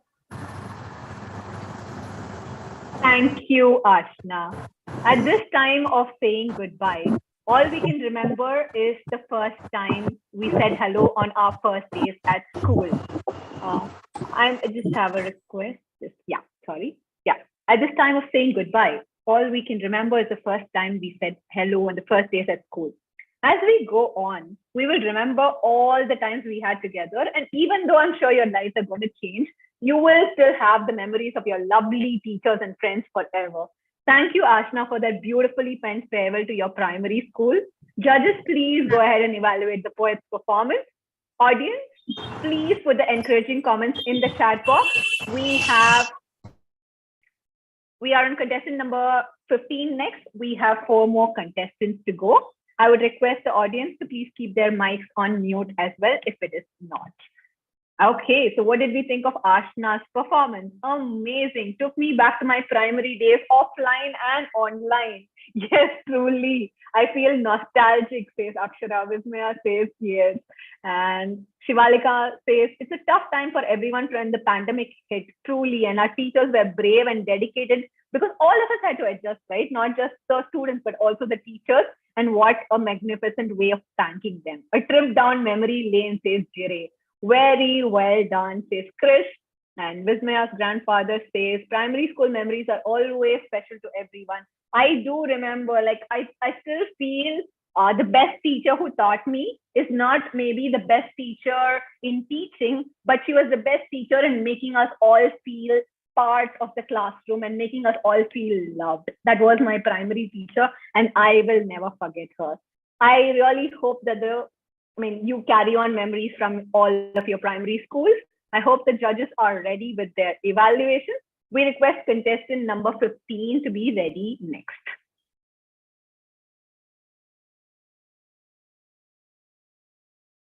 Are we ready for contestant 15? Yes. Words matching actions or actions matching words. Krish K of grade 6 is here to ask us all, do you practice what you preach, or is it all just speech? What we say and what we do, by Krish K.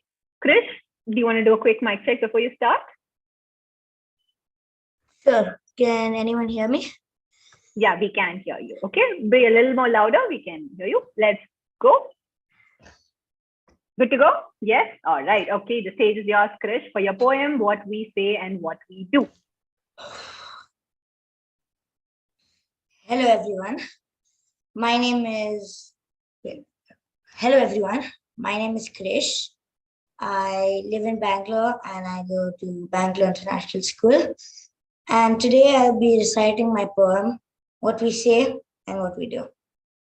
I hope you enjoy it. Here it goes. What we say and what we do is like an ocean and a pond. Words come out so easily, but actions not so much. Every single one of us, every king, every common man, every school child, every old man is guilty of this mistake. Like politicians who tell us, before a big election, we'll stamp out poverty and other such fables. But when the time eventually comes, they'll just slide under the table. Like the men in tailored suits who meet every few years and say, we pledge to cut down on emissions. We pledge to stop the petrol car. But every time they meet again, they say that goal is too far. No matter our age, our height, our gender, the color of our skin, or our wealth and status, what we say and what we do is like an ocean and a pond. Thank you very much. Thank you so much, Krish. Practice what you preach, or as our young poet Krish would say, please change your speech. What powerful words. Judges, it's time for you to evaluate the poet's performance. Audience, please let us know, what did you think of Krish's words? Do our actions match our words? Do we always do what we say? What did you think of it? Very true indeed, says Shashwat. Amazing topic and truly insightful, says Anusha and Shalini. I really loved the line that said, that talked about the politicians, of promises before the polls and after the polls just running away under the tables, right? Okay, very good, very true indeed, Charvi. And Sahana says, actions do not speak louder than words. What a interesting way to say that. I really like the pun on politicians. I agree, Shivalika ma'am. I just love the performance and poetry. Very true. Everybody feels your poem is very truthful. Okay, thank you so much, everyone, for encouraging Krish in the chat box. Something very important to be reminded of, truly. Thank you so much, everyone. Krish, I can see the wonderful, I hope you can see all the wonderful comments, and even all the other poets. I hope you can see all the wonderful comments that were in the chat box. We request contestant number 16 to be ready next, please.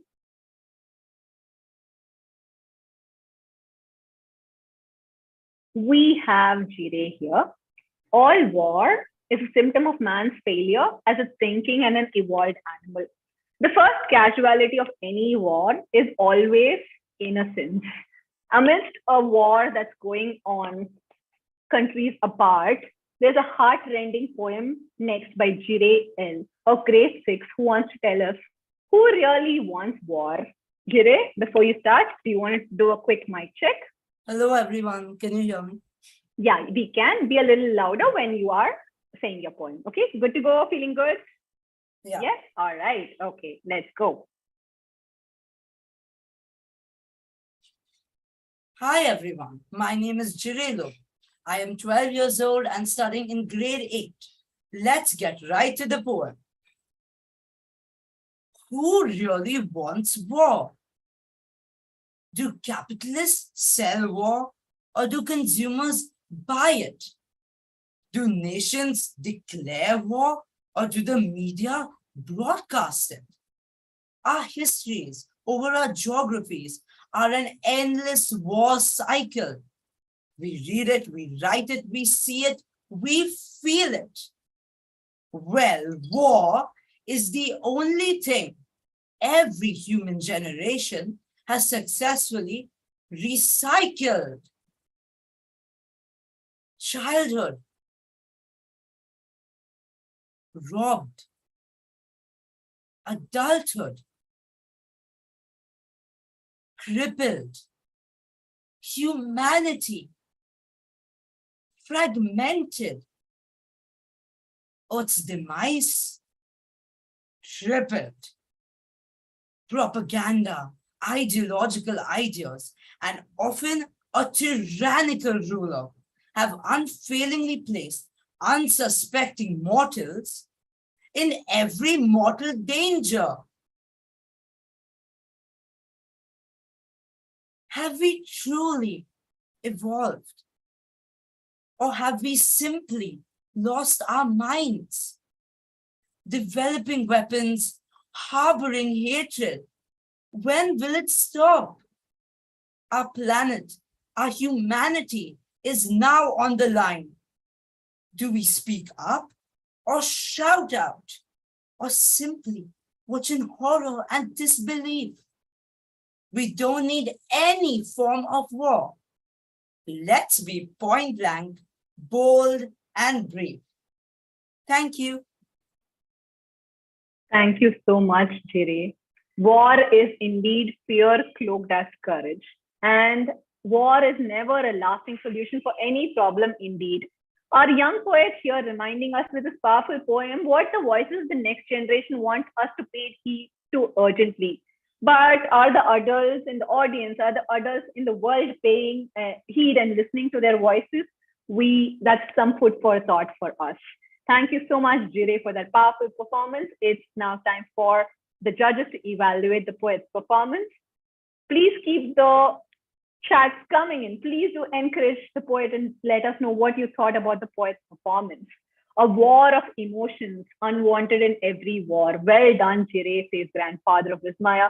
Hope we can make history without war, says Anusha. Truly, like we are hearing from the young children, from the young poets, that, okay, we don't need wars. We truly need to listen to them.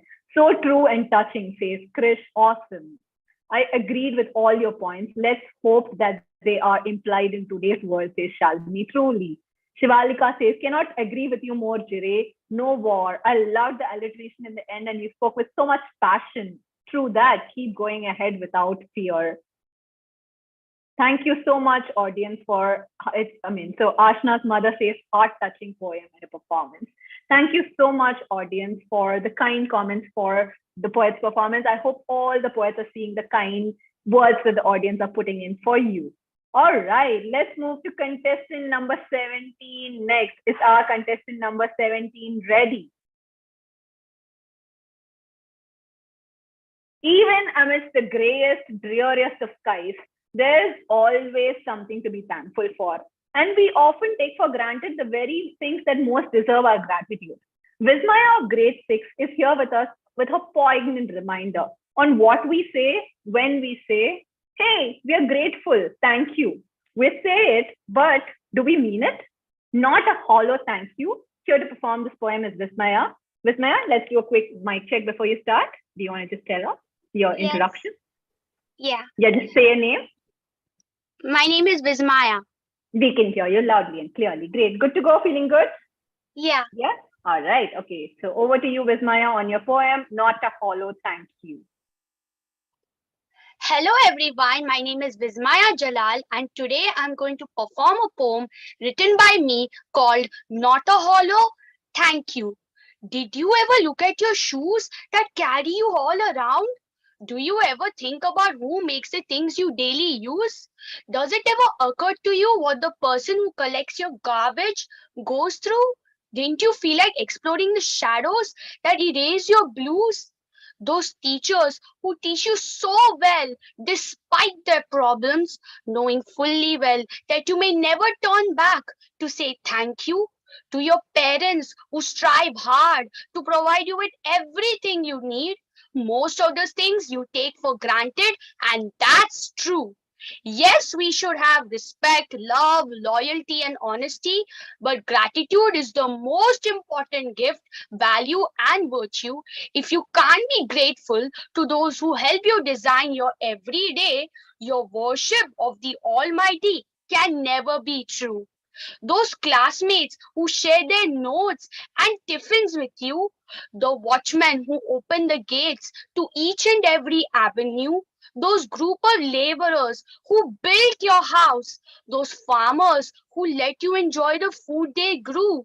God is reaching out to us through everyone who contribute to a life we live without a future clue. Pray for every soul you meet and Mother Earth too. Start showing gratitude through actions and not just by saying a hollow thank you. Thank you.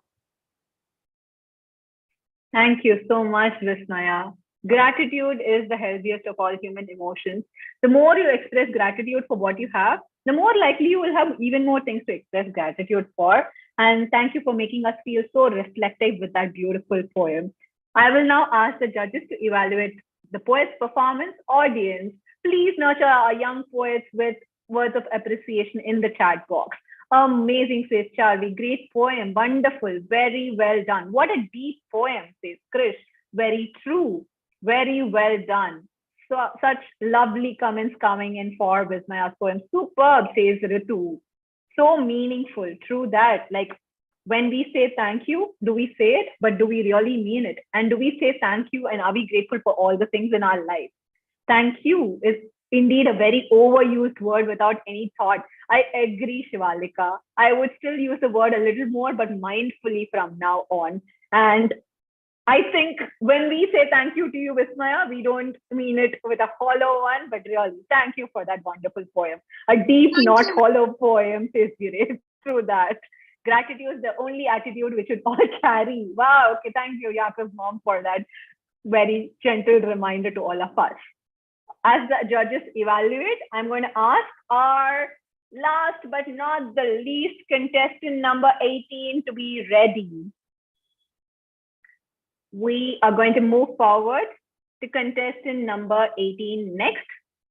Yes.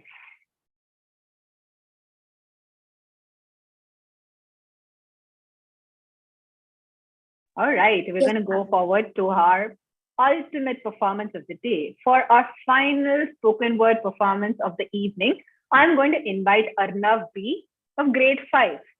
Strong are the people who stand up for themselves. But do you know who the strongest people are? They stand up for others.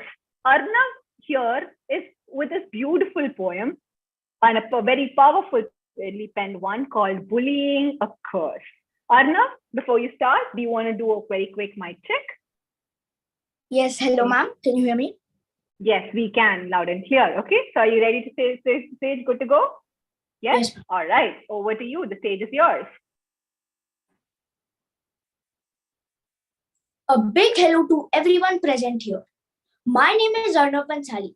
I am from Grade 5 Alliance, Fountainhead School, Surat. I am going to be reciting a poem today titled as Bullying a Curse. I got inspired to write this poem because one day at school, I had gotten bullied very badly and I did not like it at all. So I would like to recite this poem. Let's start. Some people call others names and they play wicked games. They think themselves as cool, but they do not know they're fools. Their behavior is mean and nasty, which makes others go away hasty. Bullying isn't nice. It's as bad as a heist. It makes others' happiness sliced. Kids know it's bad, and others feel sad. It even makes a good lad mad. Bullies are like the predators. They assassinate the other's characters. They waste away their precious time to commit such a useless crime. I think we should all rise up and wake because there is someone's confidence at stake. I've had this experience and trust me, it feels mysterious. When I get bullied, I talk to my elders. This is the best way to go around. Make sure you don't go to harm. So let us all work together and make the bully stop forever. Thank you. I would like to acknowledge the judges and all the GetLitt teachers to give us this a great opportunity to give our talent. Thank you so much, Arnav. No child or adult deserves to be bullied, and no one heals himself or herself by wounding another person. I'm reminded of Dumbledore again here. It's our choices, Harry. It does show us who we truly are, far more than our abilities. And if we have a choice, always choose to be kind. Thank you, Arnav, for your vulnerability and courage in bringing up this crucial topic. Judges, please go ahead and evaluate the poet's performance. Audience, for the last time today, please do put in your comments for the poet's performance in the chat box. Very good use of words, says Sahana. True, very, very true, says Akshara, Ashna, and Shalini, and Ashna's mother. It's not easy to face a bully, and it makes so many kids and adults question themselves. True that, Shivalika. There's a strong need to create safe spaces against bullying and even find the causes of such behavior. Very true. We talk about being bullied. Do we talk about what makes a person a bully? We would need to find the cause. And I think Arnav has started an important conversation this year. A lesson every child should be taught. Really good, Arnav, says Vismaya. Thank you so much, audience, for encouraging our young poet today. We are done with the last performance of the day. Okay, I am going to ask the judge. Okay, I have a request of the judges. Please take time to finalize all your entries and evaluations for all our 18 young poets today. Audience, I'm going to tell you what we're going to do next. Please hold on.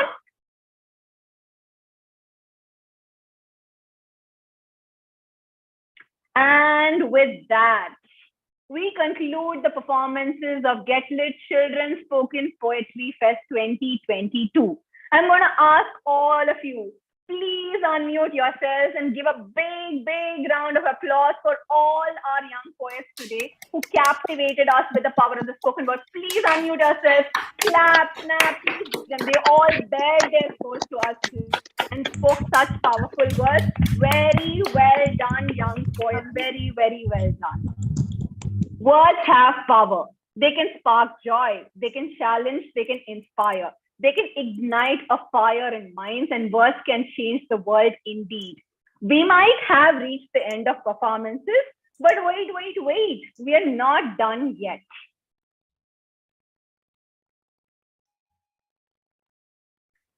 Okay, here's the instructions. We are going to all take a short break, okay? All of us, the poets, the contestants, the finalists. I'm going to request the judges to finalize their scores. Even the GetLitt team is going to take a break for how many minutes? 5 minutes. We're all going to gather back for the prize ceremony and the closing. The GetLitt team will collate all the judges' scores and they will be determining the winners. Audience, poets, judges, please take a quick break, gather back exactly in 5 minutes, because we have the nail-biting awards and prize ceremony where the winners of the second edition of the GetLitt Children's Poetry Fest will be declared. I'm going to ask all of you, please don't leave the call. If you want, you can keep your cameras off during the break for 5 minutes, but come back and put on your cameras because we have something special for you, okay? So we will be starting our break now.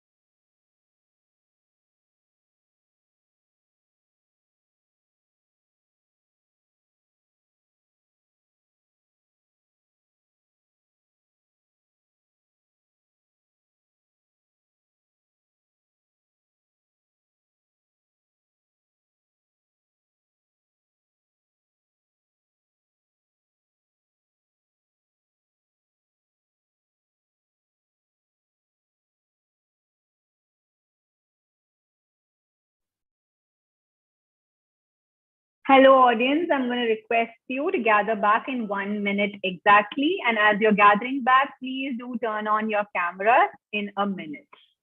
We will be starting with the award ceremony soon after.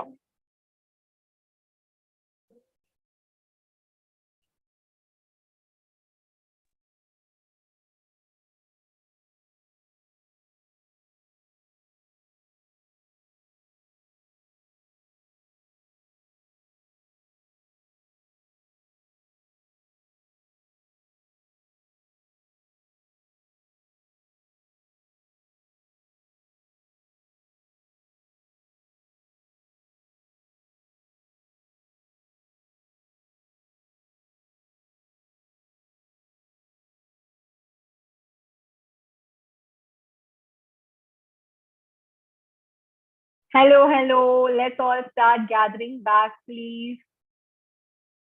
We will be taking another 15-20 minutes of your time for the award ceremony. Before we start the award ceremony, we do have something for all of you.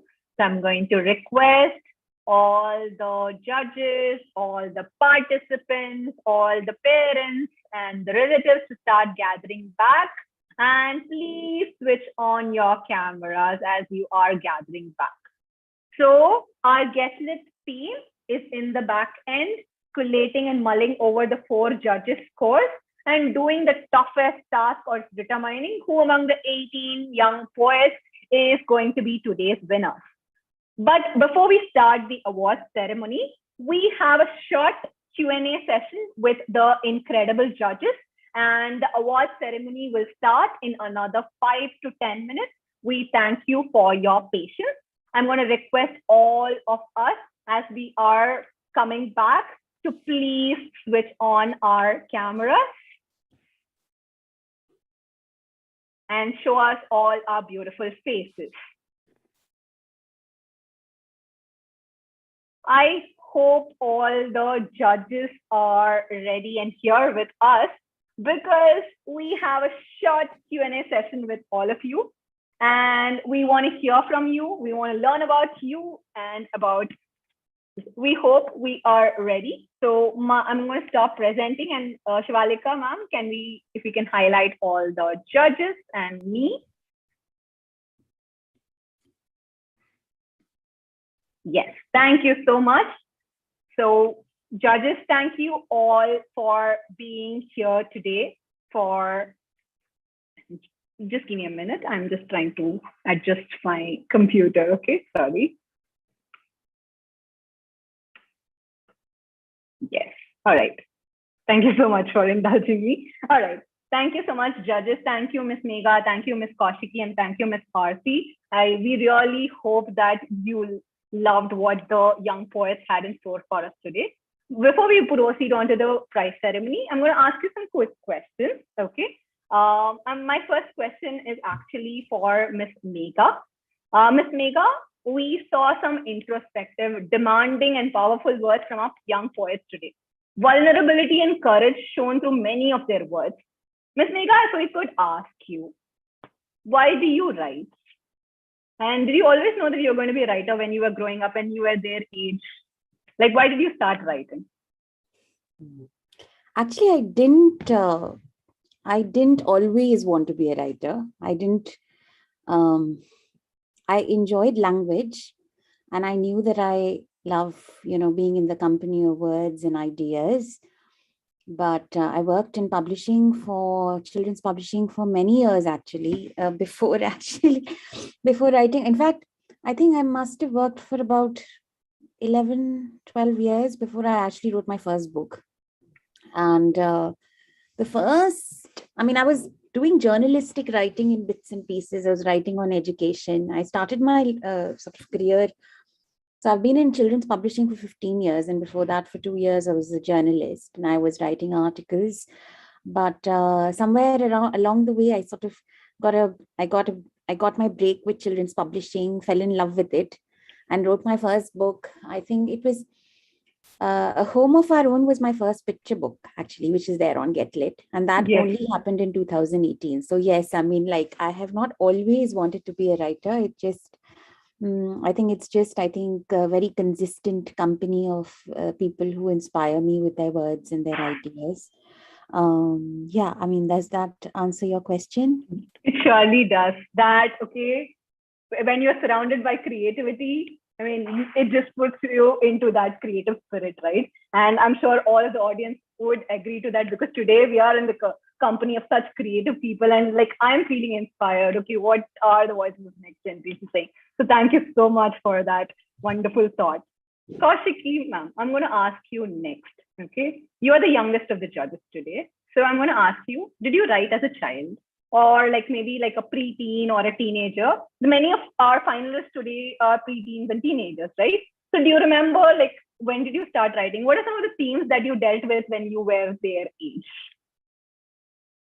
So yeah, I started writing at the age of 13, and it is something that I've sort of publicized when I'm talking about myself, or when I send across my bio to any platform that I'm performing for or getting published by.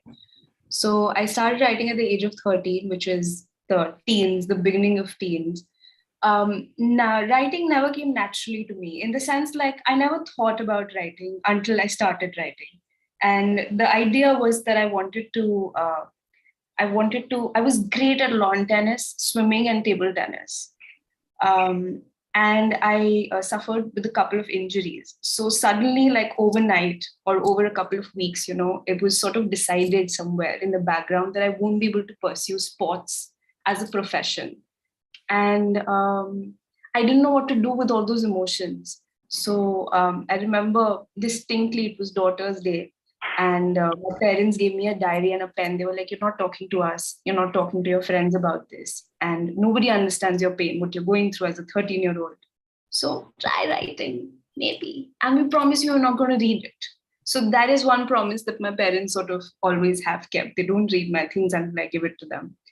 And I started writing. So the first set of emotions I think that I sort of delved into was what to do with myself. And I was watching a podcast a couple of days back, and this gentleman was talking about what do you do after your first dream dies? How do you channel that energy that you had sort of kept for your dream into sort of beginning again from scratch? So I think those are the emotions that I dealt with. What do I do with myself, and where is hope? And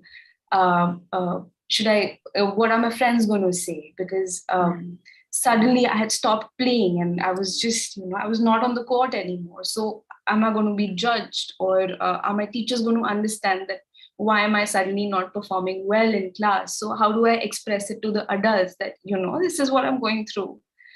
So yeah, this is how I started writing, and here I am. I mean, since 13 till now, writing is the only thing I know.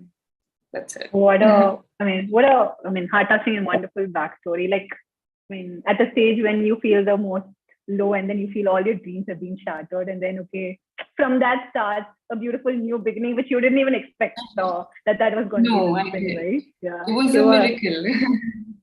I'm sure many of the finalists here would agree. They're all in your ages, and they must be thinking there's so many things that's going on around them that they take time to write out poetry. I am truly touched by that. Thank you so much, Koshiki. My last question is for Miss Aarti. Miss Aarti, I'm going to ask you, we're pretty sure we have amidst us the writers, the authors, and the poets of the next generation. All these young writers must be wondering, now that I've come into a platform like this, I've put forward my work. Can I publish my work somewhere? Can I be like these authors and poets that I'm meeting today? What was it like for you to publish your first work? And what was it like mainly putting out your work bravely into the world, right? You must be felt something. What did you feel when you put out your work into the world first? So I think initially I started out with the Chicken Soup for the Soul stories. So when my first story went out, I was like, oh my God, what if someone who I know reads it? That was the first doubt. Then I was like, no, I haven't put anything that anyone shouldn't read. It's something so beautiful. And that's how I gathered my confidence. And it was never targeted to anybody. So I was very confident about that part. It was just my soul and heart into it. So I guess that's how writers are, you don't target anybody. So then that's how the confidence just creeps in. That's it. Wow, what wonderful thoughts, right? Like not to keep the audience in mind, but writing true to yourself and like about what you feel. Thank you so much, judges. I think I learned a lot more about you with these questions, and thank you for indulging us in this candid conversation. Now that the judges have told us a brief question and answer discussion, I have a request of the audience today. Okay, I'm going to request the audience, what did you think of today's Spoken Poetry Fest? I'm going to ask you to put your thoughts in the chat box.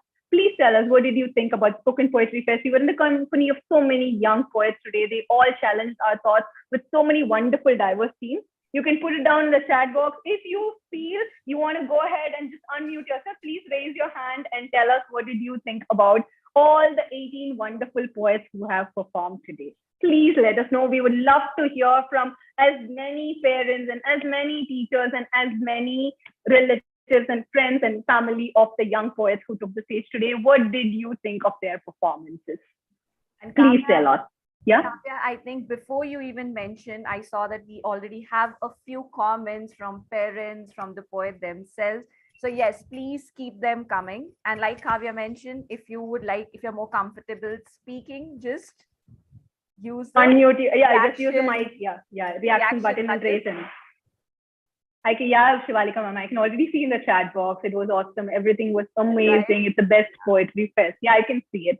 I think Anusha's parents want to say something. Anusha, I can see your father is raising his hand. You raise his hand. Yeah. Anusha's father, please go ahead. Yeah, I would like to once again thank GetLitt. I mean, we are fans of Reading Olympiad, but this Poetry Fest was something new, and Anusha surely enjoyed participating. Loved all the variety of topics covered in the different all the 18 poems. So lovely. I mean, all the contestants did very well. It was fun to hear them, and very, very well conducted. Amazing coordination between all of you. So great, big thanks to the GetLitt team.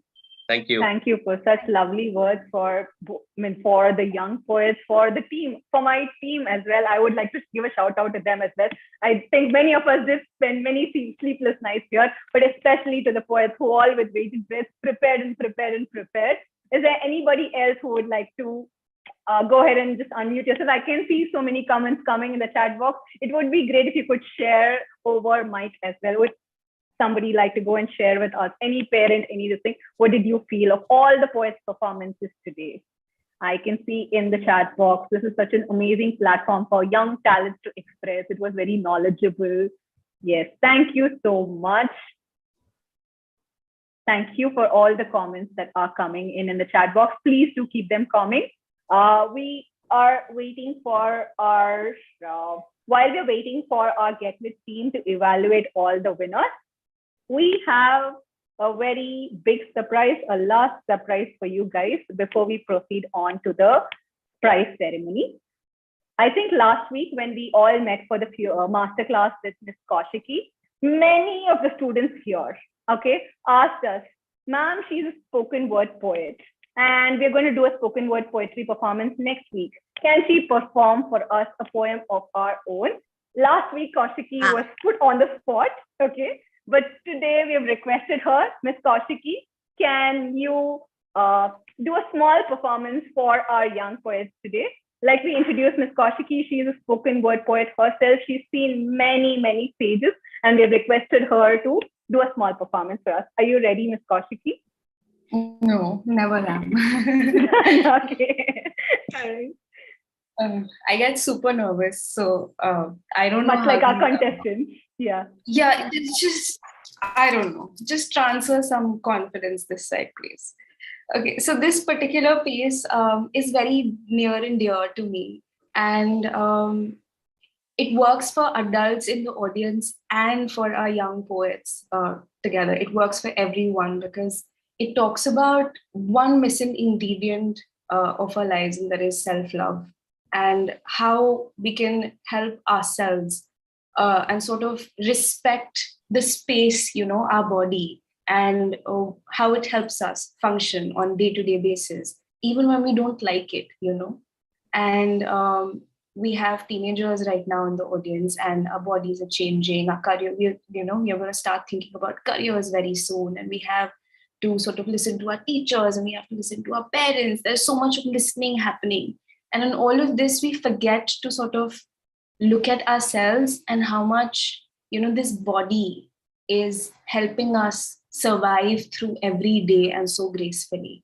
So this piece is about the realization that I had that how much this entire thing is sort of helping me achieve everything that I want to, even on the days when I don't like it, even when I'm just like, oh my God, I have a pimple. Oh my God, what is somebody going to think of my hair? And I have like really curly hair, and I've tied it up right now. But initially I used to sort of tie them up when I went outside, because what are people going to think? Because it's just massive curly hair. But now I make it a point to sort of open them up when I go out, because it's me, and it's me, and I respect them more, and all of that. So it talks about a lot of things, but all in all, in a sense, about self-love and your body and how we should respect it and what it offers to us. Okay, so it's also, the title is very simple for some reason. It's self-help, and this is how it is. I used to bundle up my curly mane in both my palms carefully to keep them away from eyes gawking at the unreality. I leave them open these days. As I grew up, I heard people saying that my teeth went perfectly well with my sun sign. I have a lioness tooth to be more socially precise. But after age 13, I suddenly needed braces, for no longer did my teeth reflect my sharp personality, but my beauty.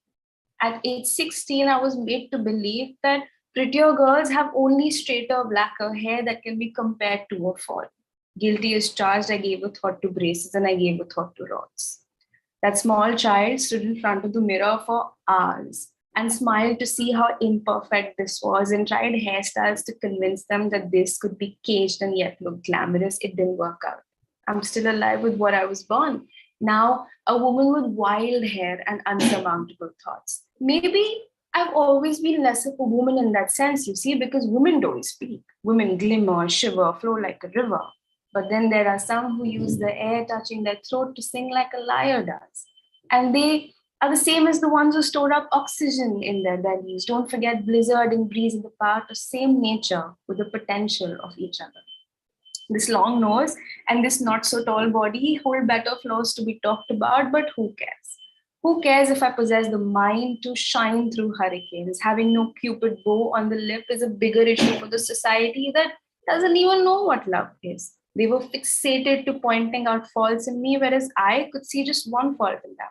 Their finger, their index finger. I want to go back in time. I want to go back in time and tell this to the 12-year-old me, and tell this to the friends who grew up with crooked teeth like me, or not so tall like me, or longer legs that don't match body proportions, or bodies that were called jungle, so they started shaving at the age of 13. How I wish I could go back in time and save the self-respect of so many, drowning in the puddle of our own tears, including mine. Coming back to present. I was reveling in chaotic self-doubt peacefully when one fine day life happened to me. A surgery that gave me 15 days of no movement in a room that had no mirrors, which are built on the fragments of the society.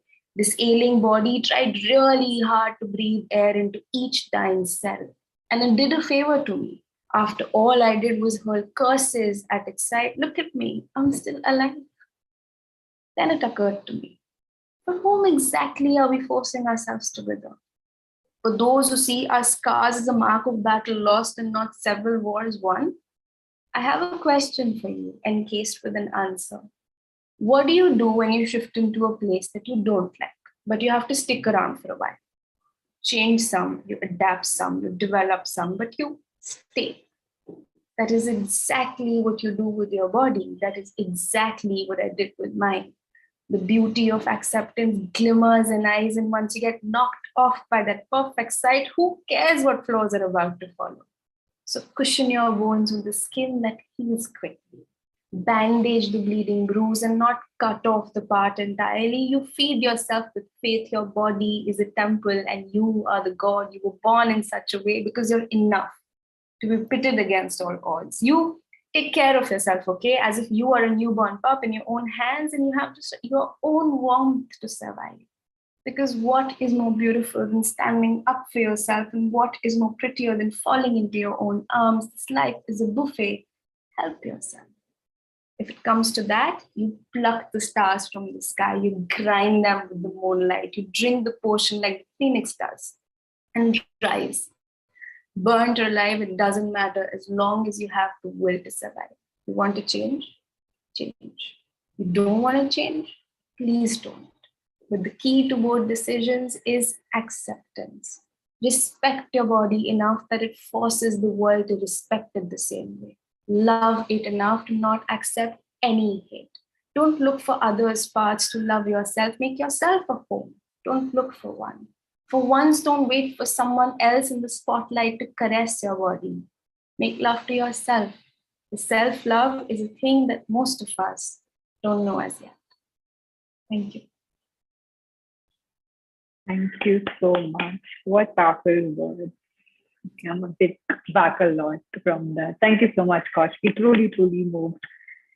Thank you so much, judges, audience. I know all of us are waiting with bated breath for the next part. We've heard from the judges. We've had one of our amazing judges perform for us. The other amazing judges answered with so much vulnerability the questions today. I am going to ask my fellow team member, Rima ma'am, are we ready with what all our audience is waiting for? Are we ready with the winners? Yes. Hello, Kavya. Hello. I am back with a very important envelope in my hand. Yippee! We are going to figure out who the winners today are. But before we officially begin our prize ceremony, we have a request for our entire audience out here. We would like to take a picture of this beautiful day. Such lovely faces, such lovely thoughts, such varied thoughts that have come our way. So please turn on your cameras if you haven't as of now. Put on your best smiles for this camera, for this day, for all these lovely thoughts that we've put together, and get ready. Come on, everyone, parents, everybody who's joining, please do turn on your cameras. We've all spent a magical evening together. We would like all of us to take a moment of a picture back. So let's all adjust our hair, put on, not even hair. I'm not care about it. I'm going to care about the smiles on your faces. So be confident. Come on, smile. Let's all take a picture. That's lovely. I can see more faces coming up. Wow. I'm loving it. Rima, what are we supposed to say when we are smiling? Okay. Are everybody in? Is everybody in? Yes, we are coming in. And when we are going to smile and get ready, okay, generally people say cheese. What we are going to do today is we are going to change it a little bit. And we are going to go ahead and say poetry, so that your tree goes really wide and broad and wide, right? Would you give it a try? Say poetry. Yeah. Okay. Poetry. Yes, I'm liking that. Thanks a lot, Akshara, for trying that out. Okay. So, ladies and gentlemen, and my young, talented set of poets, we are on a count of 3, 2, and 1. Everybody say poetry. Yes. Should we do it one more time? Yes. One more picture. Okay, fine. One more picture. There we go. On my count. Okay, 3, 2, 1. Poetry. Yes. Thanks a lot for those lovely, lovely smiles. It really means a lot to us. So, ladies and gentlemen, and our young poets, Let's begin with our award ceremony. Okay. Rima, are we good to go? Are you able to see my screen? Are we good to go with the award ceremony? Absolutely, Kavya. Thank you As so I much. said, I have this important envelope in my hand, but before I go ahead and open it, okay, I would first love to thank our wonderful, wonderful audience who have kept on coming, putting in those encouraging words in there, have joined us through Zoom, through YouTube Live, and who are here just to support and celebrate this amazing young talent that we are witnessing here today. Let's put our hands together for this wonderful audience that we have.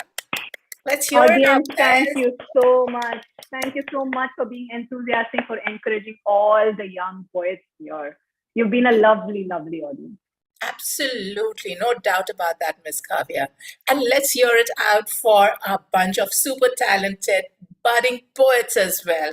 We can unmute ourselves and actually give them a lovely, lovely clap out there. Yes. I can hear that. Yes, that's coming in well. I would also like you to put your hands together for our panel of judges today.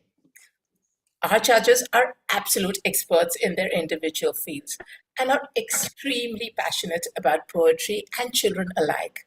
But there's one more attribute that sets them apart from the rest.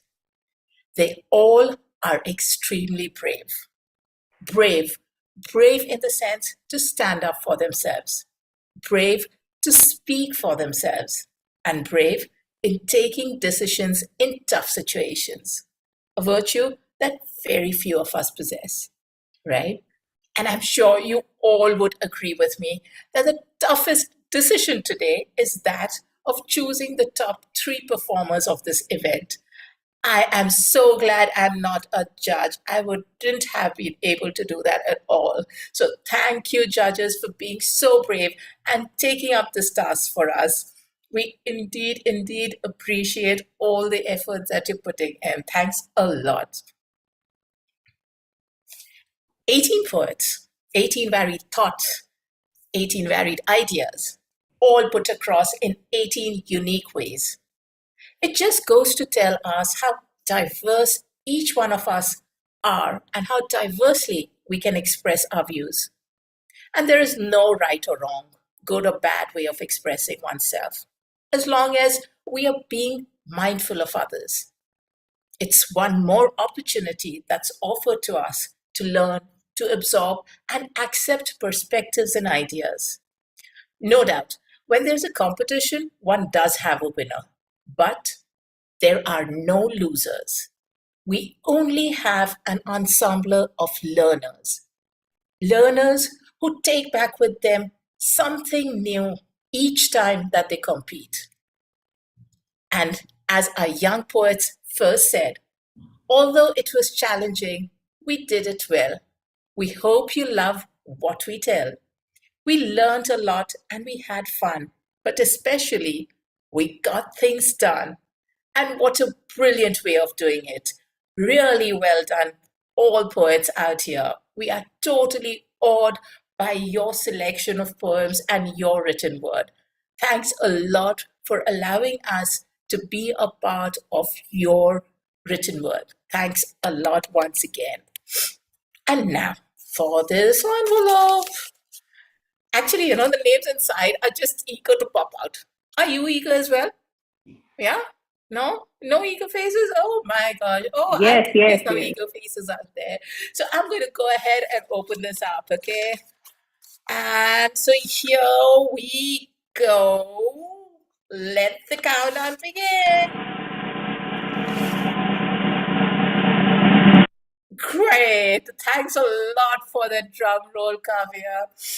We shall begin with the 3rd place. Since time immemorial, there are certain things that we just accept even though we don't approve of it. And when everybody doesn't approve of it, then why does it even exist? This young poet raised a very simple yet thought-provoking question, and we all were dumbstruck.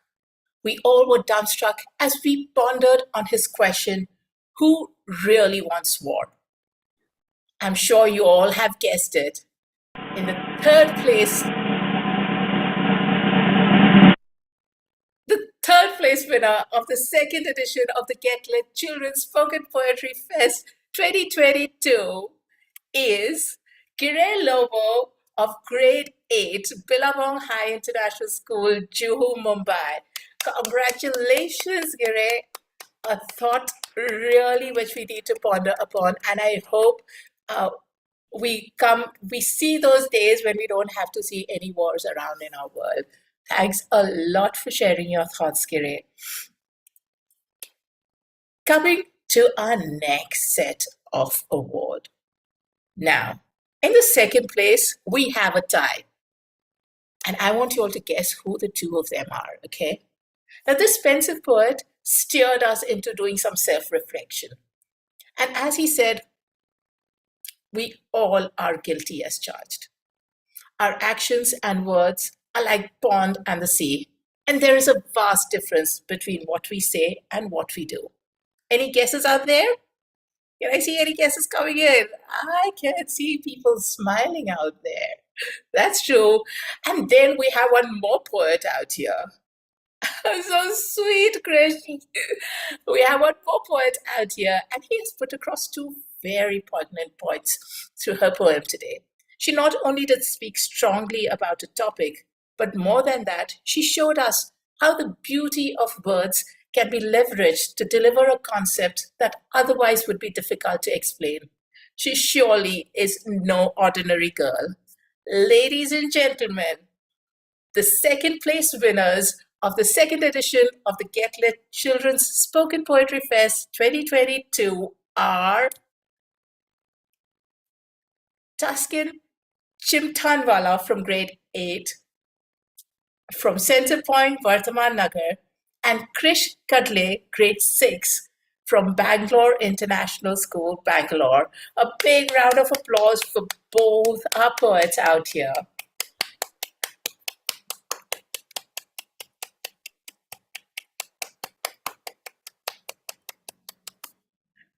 Miss Kavya, I need a drum roll now. Can that work? Okay, I'm going to create some sound there. Yes, I love this. Thanks a lot, Miss Kavya, for the drum roll. And put your hands together now. We're coming to the last one. What are we going to come up with?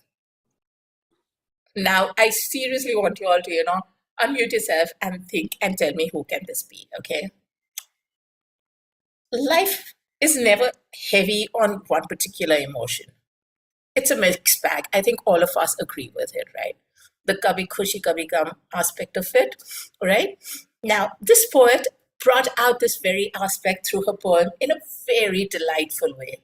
From personifying boats to adding dashes of drama, scare, love, and oodles of friendship, she made sure to enchant us with the story of the boats by the bay. The first place winner who's going to get this sparkling, beautiful trophy held in her hands is Akshara Krishnan from grade 5 from Akshar Arbol International School, Chennai. Amazing work, Akshara. We loved the two poets. Thank you so much. You are welcome, Akshara. Keep writing, keep creating the magic. We would love to see more coming. Absolutely, ma'am. Well done, all participants. And we have some big news for our top finalists. GetLitt has partnered with Commune India to bring in an exclusive opportunity for the top finalists of the GetLitt Children's Spoken Poetry Fest 2022. Commune Spoken Fest is Asia's biggest and most prestigious platform for spoken word poets and storytellers, and some of our finalists today will get a chance to perform on stage in this in-person massive event to be held in November in Mumbai. Isn't that exciting news for any one of us? I think for sure, to share the stage with the biggest names in spoken word and storytelling in India. So be ready for that. There will be mails coming into your inboxes and keep an eye on the same. The finalists selected for this exclusive opportunity, as we said, will be declared by GetLitt and community by the next week. So keep an eye on your emails, folks. All the finalists will be receiving their medals and certificates by post. The 3 top winners will be receiving trophy certificates by post. So do keep an eye on your post as well. Now, what a way to spend a Saturday afternoon and an evening.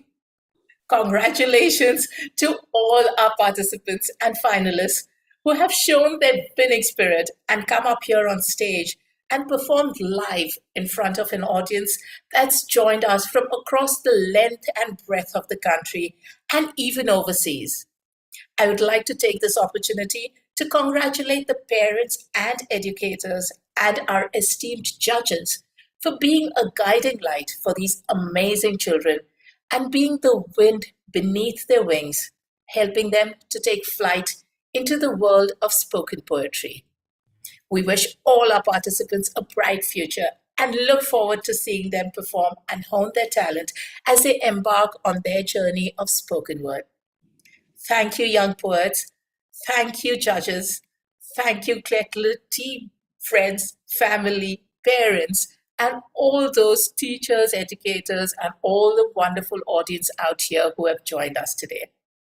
Thank you, young poets, Miss Aarti Santhalia, Miss Koshiki, Miss Megha, everybody for being there with us. The GetLitt Spoken Poetry Fest in its 2nd edition is so grateful to have been able to work with all these amazing young poets and help them nurture and hone their abilities and give them an exciting platform to express their unique, bold, powerful, and absolutely straight for the heart, genuine voices. Congratulations to all the winners, all the finalists, and thank you everyone for the lovely, uplifting evening. Most importantly, keep reading, keep writing, and keep creating that magic with a lot of pixie dust in that. That's all for today evening, I think. Yes, today it's almost evening and we didn't even realize. Thanks a lot, folks, for all these lovely, amazing thoughts that you have come up with. Stay connected for more exciting initiatives from GetLitt. Thanks and goodbye. Have a wonderful weekend ahead. Bye-bye. Thank you. Bye. Thank you.